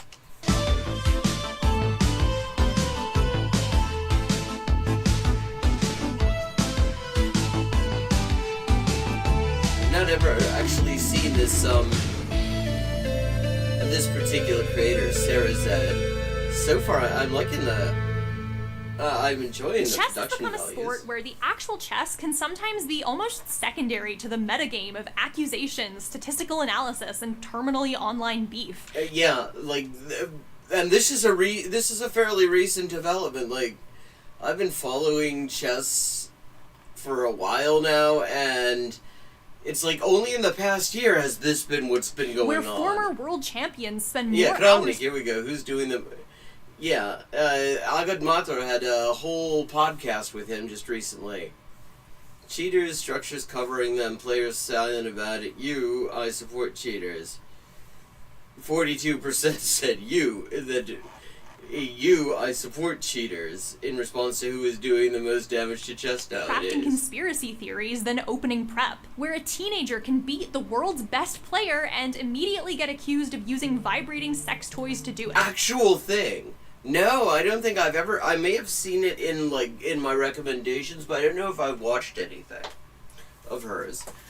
But yeah, I mean, this thing, the idea that, like, there was some sort of, like, an anal vibrator that was being used to tell people what moves to play, that's not something she made up. That's some bullshit somebody else made up and accused somebody of.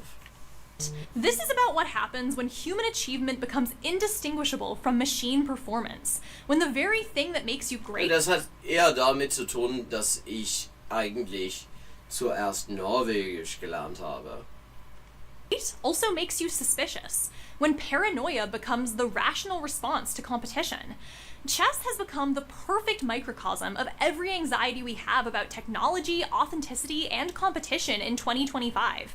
It's a 1,500-year-old game colliding with AI, streaming... This sweater would drive me crazy. It's trying to do... I can't imagine wearing that. It's like... It's trying to do too many things. It's a roll neck. It's like open in front, except it's also closed in front. I would constantly feel like something... like it was like on me wrong somehow. Culture and late capitalism in some truly buck-wild ways. And somehow I got completely obsessed with it. A year ago, I didn't know what a fork was. All I knew was the horsey moved in an L shape, and the queen was an overpowered MILF who could go anywhere she wanted and take anyone she desired, including me. An overpowered MILF, yes. She can get it. 6 months and 1,500 rating points later, I've learned 3 things. The horsey is actually called a knight. Blundering your queen makes you want to throw your laptop out a window. Yes, until you get used to doing it. And every single time you lose online, a tiny voice whispers, "My favorite shit." I have to say, I don't have that voice. Because usually, every time I lose online, there are 2 ways I lose online. And despite the fact that there is a lot of losing that I do online, I do a lot of losing in chess online. It always comes down to either I fucked up in a way that I recognized I was fucking up in at the time I was doing the fucking up, or somebody's just way better than me and and way higher rated, and I actually played a really good game, but they were just that good. And it is almost always the former. Like, virtually every time I lose, it is because I fucked up in a way that was obvious. And that's the thing about chess in 2025. It's what game designers call a game with perfect information. Unlike poker, where cards are hidden, or sports, where a gust of wind can change everything, chess lays it all out. Nothing is hidden from either player, just pure crystallized decision-making. Which sounds great until you realize what this means now. Computers are really fucking good at crystallized decision-making. Your phone, True. the thing you're probably watching this on while procrastinating, could beat or tie the top 5 chess players in the world playing as a team, while running on battery saver mode, while you have 47 Chrome tabs open. Yeah, I mean, very true. We got past the level... We got past the phase where computers were...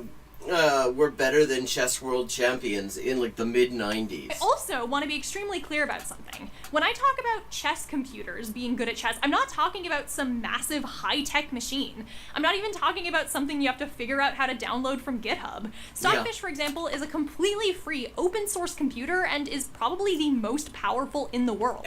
And you literally do not even when I've played Stockfish on like easy mode, like, I think it goes up to level something. There's like 10 when you download Stockfish. On easy mode, Stockfish will kick your ass. Stockfish is unbelievable. It is painful to play because somehow it always manages to get an advantage. to know anything at all in order to use it. If you want to know what move to play in any chess game right now, all you have to do is go to any chess website, Lichess, chess.com, and click on the thing that says analysis board, and you can put in any position and it will tell you exactly what to do.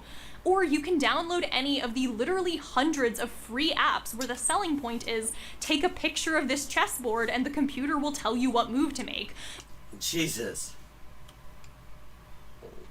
Yeah, a literal just chess cheating app. Or straight up just go to a website whose entire purpose is to analyze chess positions.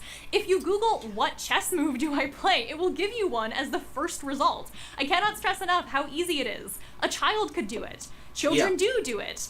In fact, the thing is, this is why actually cheating, like the worst cheaters do it the way she's showing.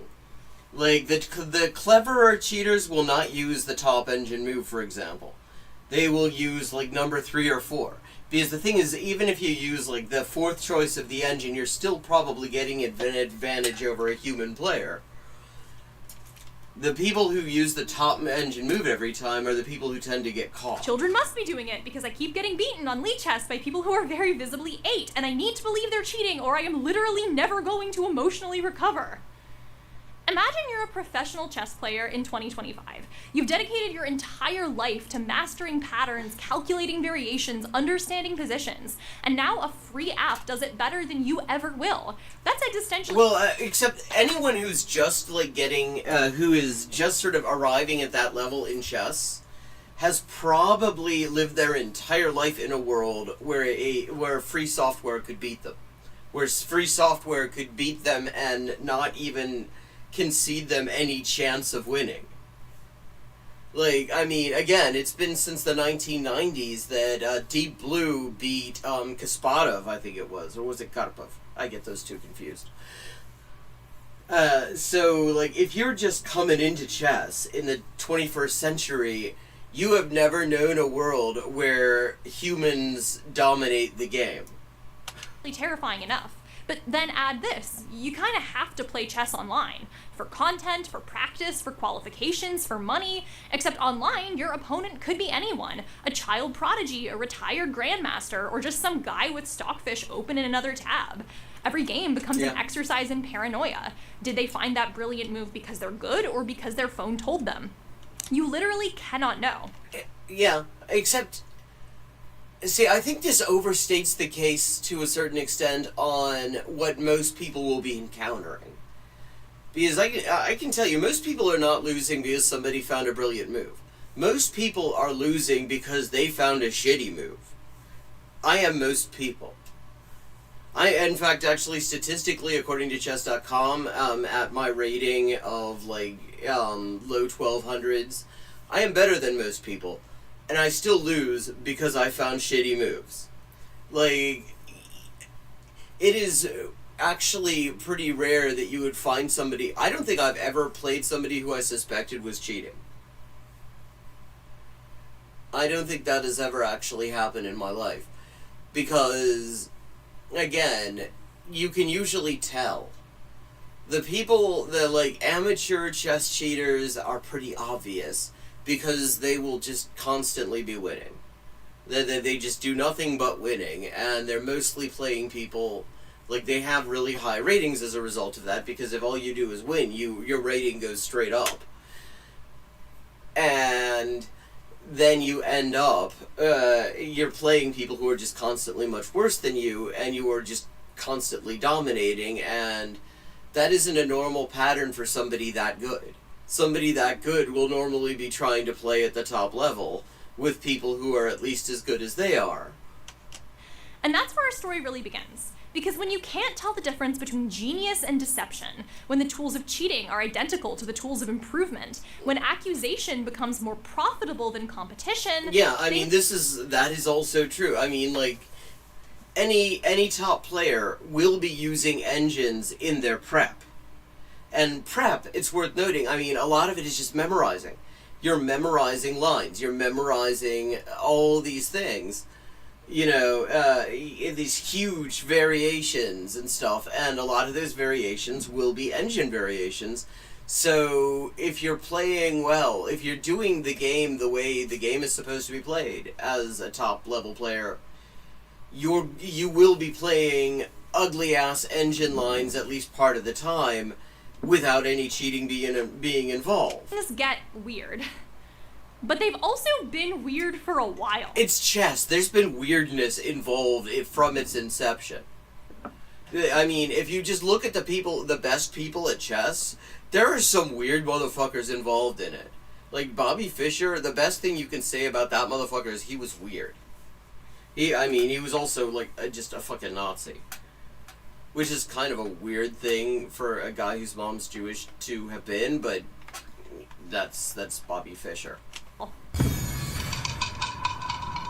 Chess has been around in one form or another for approximately 1,500 years, and humans have been finding ways to cheat at it for approximately 1,500 years. So first and foremost, how? What does cheating at chess even mean? Well, chess moves aren't subjective. There's always an objectively best move in any position. Except the weird thing is that what that objectively best move is will very much depend on the calculating capacity of whoever's judging it. Because what seems to be the reason, like, there's a reason moves go in and out of fashion in chess. There's a whole, that is a thing, like, openings will be really, really popular and everybody's playing them, and then they go out of fashion because somebody found, like, that actually there was a refutation. But now you have these computers doing it, and the better the calculating capability is, the more lines they can calculate in a short time, the less objective this becomes, because, like, at a certain point, if you're calculating 30, 40 moves deep, anything is potentially the best line ever. Or two, there might be several moves in a position that are equally good, but the point is, it is a real mathematical thing. So, for example, look at this chess position here. Okay, let's see who's to move. There are tons of possible moves you can make here, but only one is the best move. Moving... Oh, you have to know who's to move, otherwise... Your bishop to c7 checkmates the king and wins the game. Any other move you could play would either lose you the game or do nothing useful. For example, if you moved your knight to f5, you'd just be losing your knight for no reason. But this is true for all moves in chess. Look at this position. Putting your rook on d4 attacks two pieces at the same time, and once you've traded queens, you get a free knight. After the moves are all made, you will have one more piece than your opponent does. Again, and see, these are what you would call easy chess puzzles. Like, I mean, compared to the sort of positions that, you know, engines are calculating out, these all have fairly obvious best moves. Like, one of them's made in one of them's a fork, or potentially you're winning a piece. And here, tons of possible moves you can make, but one makes your position vastly better than the others. Even when there isn't an obvious tactic like this, there is always just a best move. And not only that, but a computer can tell you exactly how good or bad every single possible move in the game is. It's looking at things like, who has more pieces? Are those pieces in a good position? For example, if your rook is trapped behind pawns, it can't really do anything, so the computer would say your position is bad.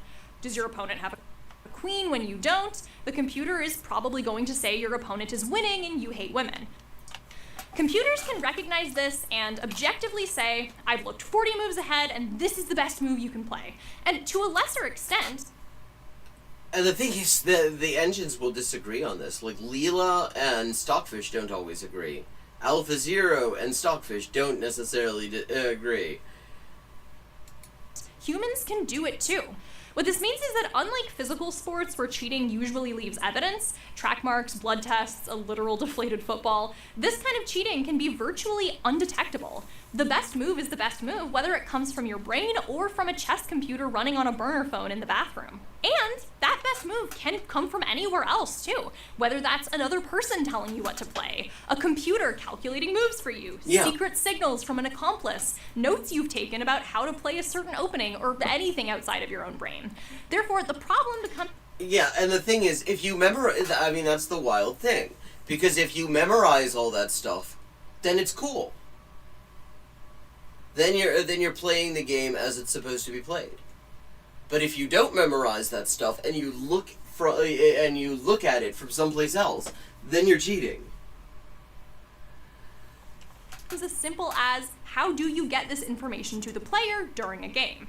And humans have been finding creative solutions to this problem for literally centuries. Let's start with the most basic form of cheating, just moving pieces when no one's looking. Or moving a piece, realizing afterward that it's a bad move, and being like, no, I was just adjusting it, bro.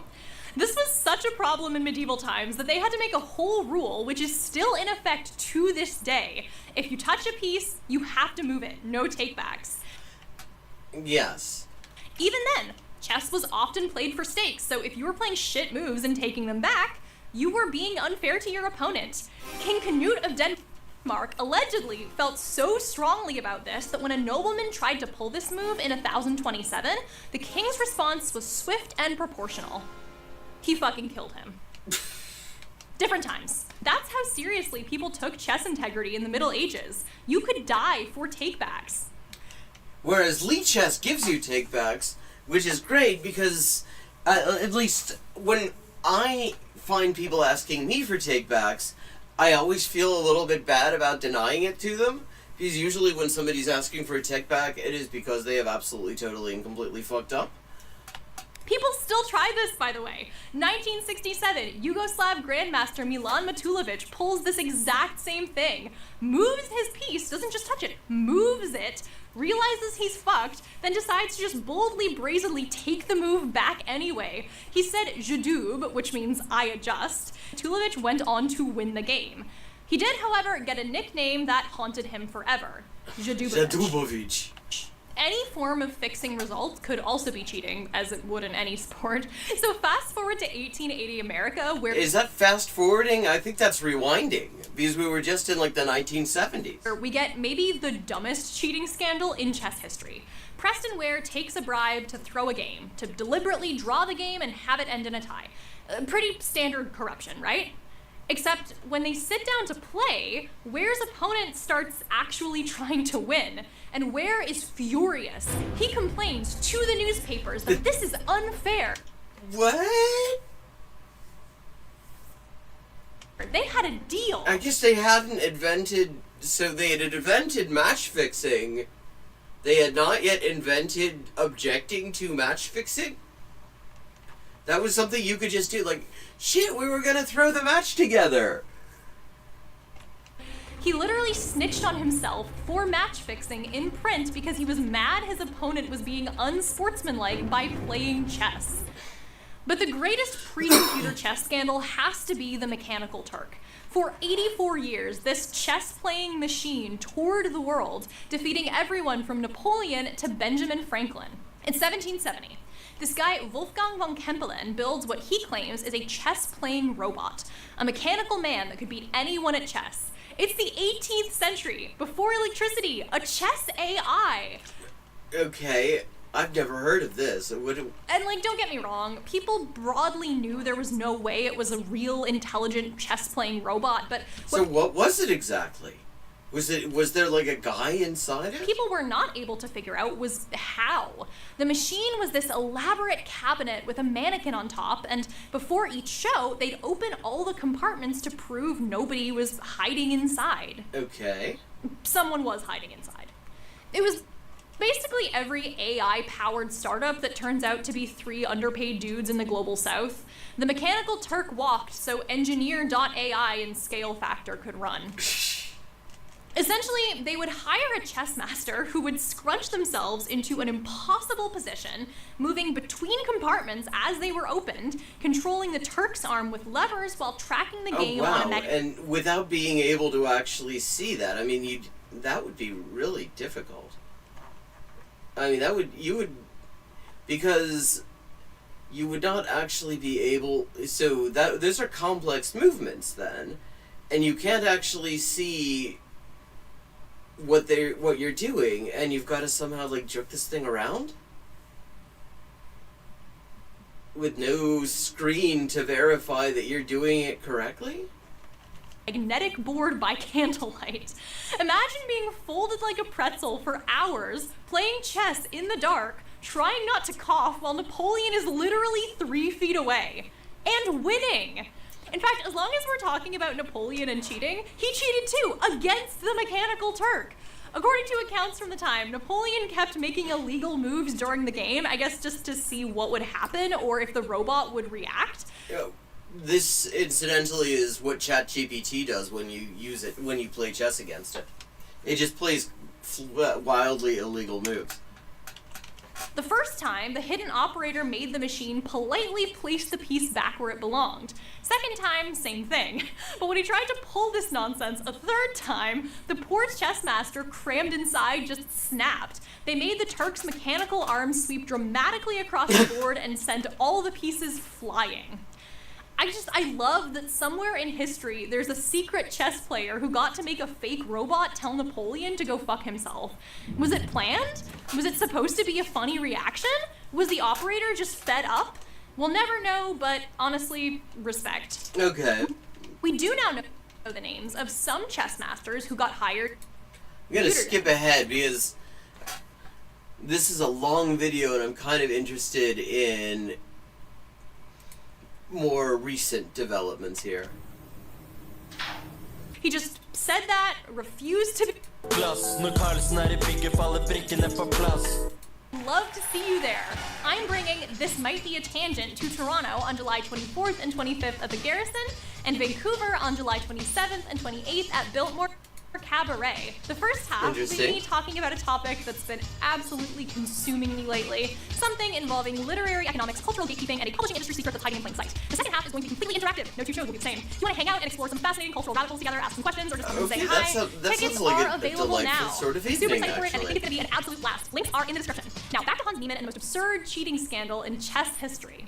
Yeah, okay, this is more recent. This is like when this whole thing really kicked off. On September 4th, 2022, at the Sinkfield Cup, a 19-year-old won a game against world chess champion Magnus Carlsen. That day, he lit the fuse on what would become the most explosive scandal in chess history. What followed was a perfect storm of generational conflict, technological paranoia, and social media warfare that would captivate millions beyond the chess world, spawn theories about vibrating anal beads, trigger a $100 million lawsuit, and forever change how we think about cheating in the digital age. Of the 3 chess players who are arguably the greatest of all time, Magnus Carlsen is the third. Not just that, out of these 3 serious contenders, it is conventional wisdom that the greatest player of all time is probably Magnus. And one thing to note about when we talk about like all-time greats is if you look at the like top players historically, they are progressively getting better. Like, for example, Morphy, who is generally considered to be an absolute chess goat. You find his games in pretty much any chess book. Very, very famous player of the 19th century. And I think his games evaluate when you actually look at what his rating would be by our current standards at like 1500. Which is to say he wouldn't be eligible for any of the top tournaments. But at the time, he was absolutely one of the top players. The Norwegian prodigy, who memorized world capitals at age 5 and became a grandmaster at 13, had transformed chess from an intellectual pursuit into a lucrative global entertainment. With sponsorships exceeding $1 million annually and modeling campaigns that put him on billboards worldwide, Carlsen had achieved what Okay, he looks constipated in that picture. no chess player before him had: genuine mainstream celebrity status. But beneath the polished exterior lurked a fierce competitor who viewed chess not as art or science, but as combat. I'm trying to beat the guy sitting across from me and trying to choose the moves that are most unpleasant for him, he once explained. You have to be merciless. This ruthless philosophy... I mean, and people have described his style as just squeezing all of the joy out of it for the other player. Like, every single possible avenue where his opponent could potentially make some kind of a match of it, he just somehow just forecloses it. Had carried him to 5 world championships and the highest chess rating in history, 2882, along with a 125-game unbeaten streak that seems to defy the laws of probability. 125 games, like, it is difficult to overstate how absurdly good at chess Magnus Carlsen is. By 2022, though, the 31-year-old champion was growing restless. The dominance that once thrilled him had become a burden. Basically, he was a king looking for worthy challengers in a realm where he had conquered everything conquerable. Meet Hans Niemann. If Carlsen represented chess establishment, Hans Niemann embodied its antithesis. Niemann had cultivated an image as chess's bad boy, a young American who combined undeniable talent with an abrasive personality that rubbed the chess elite the wrong way. Why? There's going to be a time when Hikaru's sitting in his pineapple shirt and he's not playing chess anymore. He's just going to have to watch me win tournament after tournament. He's going to be too old to even compete. My reign is going to last so long that he's going to be at the age of like just like he can't even walk anymore, and I'm still going to be winning. How am I this fucking good? Lovely. Get fucking down and bow down! You guys are just terrible for chess. Like, Grace in the chess community, you should be banned. You should never be allowed to even go to a chess tournament. Even before the scandal, Okay, so asshole. I mean, not that that's unusual amongst your really good chess players. Asshole is a very common career path. It is a very common minor when being good at chess is... Niemann was a polarizing figure.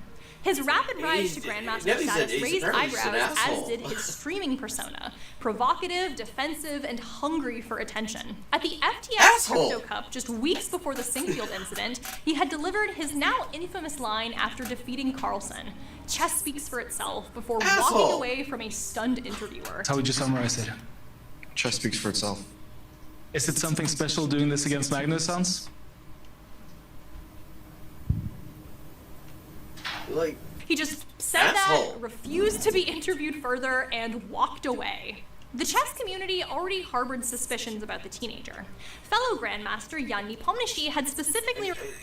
Who I've always thought, there are various pictures of him where Nepomniachtchi was an interesting surname because it means, like, not remembering. And I've always kind of wondered about that. But he looks a little like Slime from certain angles. Requested enhanced anti-cheating measures after learning Niemann would play at Sinkfield. Verified Dreamboat Fabiano Caruana revealed that Carlsen was upset about Niemann's inclusion before the tournament even began.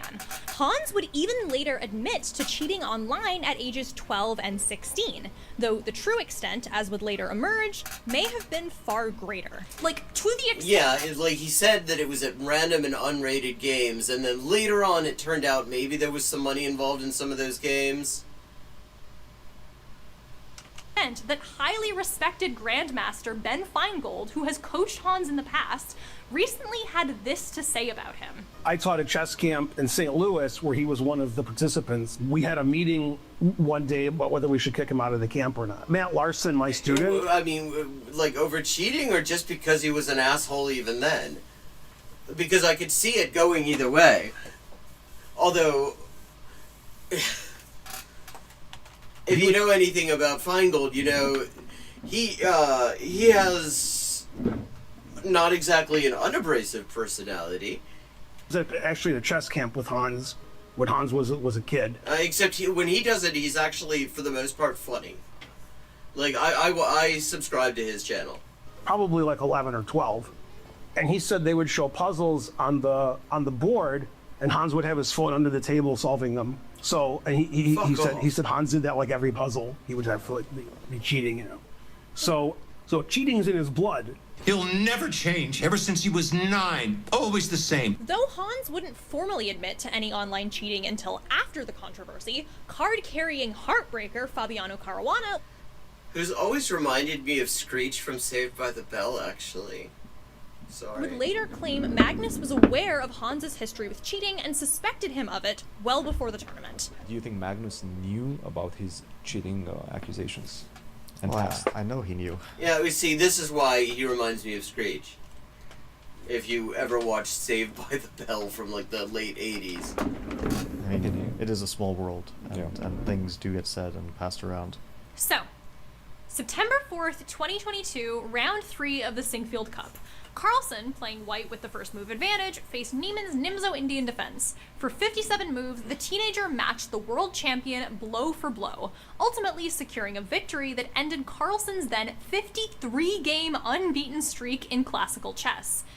In the post-game interview, Neiman's comments raised eyebrows. He claimed to have miraculously analyzed that exact opening variation that morning, referencing a rare Carlsen game from 2018, though fact-checkers later found no such game existed.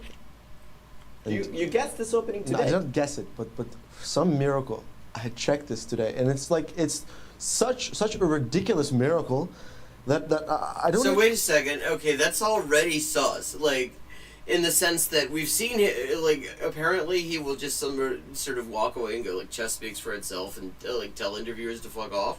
And here, on the other hand, he's getting all, like, oh, dude, this was so wild here, it was a miracle and stuff. And it's like, that's already a little bit suspicious.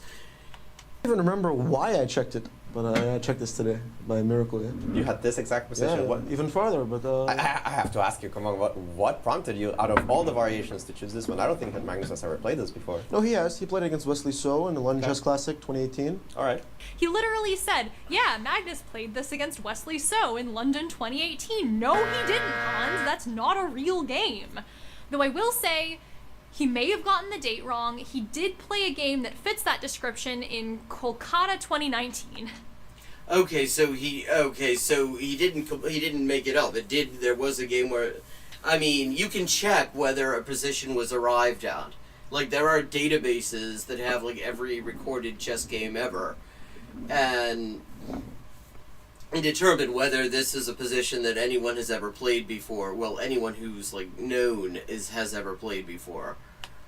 With that said, though, his demeanor was also just oddly casual for someone who had just defeated the world's best player. And oddly, like, friendly and chatty for somebody who would set a precedent as being the kind of asshole who does a post-match interview, just goes, chess speaks for itself, and just fucking walks away as the guy's trying to ask the next question. I think he's just so demoralized because he's losing to such an idiot like me, you know? It's just, it must be embarrassing for the world champion to lose to me. I feel bad for him. The next day, September 5th, Carlsen did something unprecedented in his career. He withdrew from a major tournament mid-competition. His announcement came via Twitter with a link to a video of football manager Jose Mourinho saying, I prefer really not to speak. If I speak... It's not Mourinho, it's Mourinho. I am in big trouble. The chess world immediately understood the implication. The Mourinho video was a masterstroke of insinuation, allowing Carlsen to make an accusation while maintaining plausible deniability. The tournament implemented immediate security upgrades, metal detectors, a 15-minute broadcast delay, and increased scrutiny of all players, but the damage was done. The scandal had begun. Neiman's response on September 6th became instant chess lore.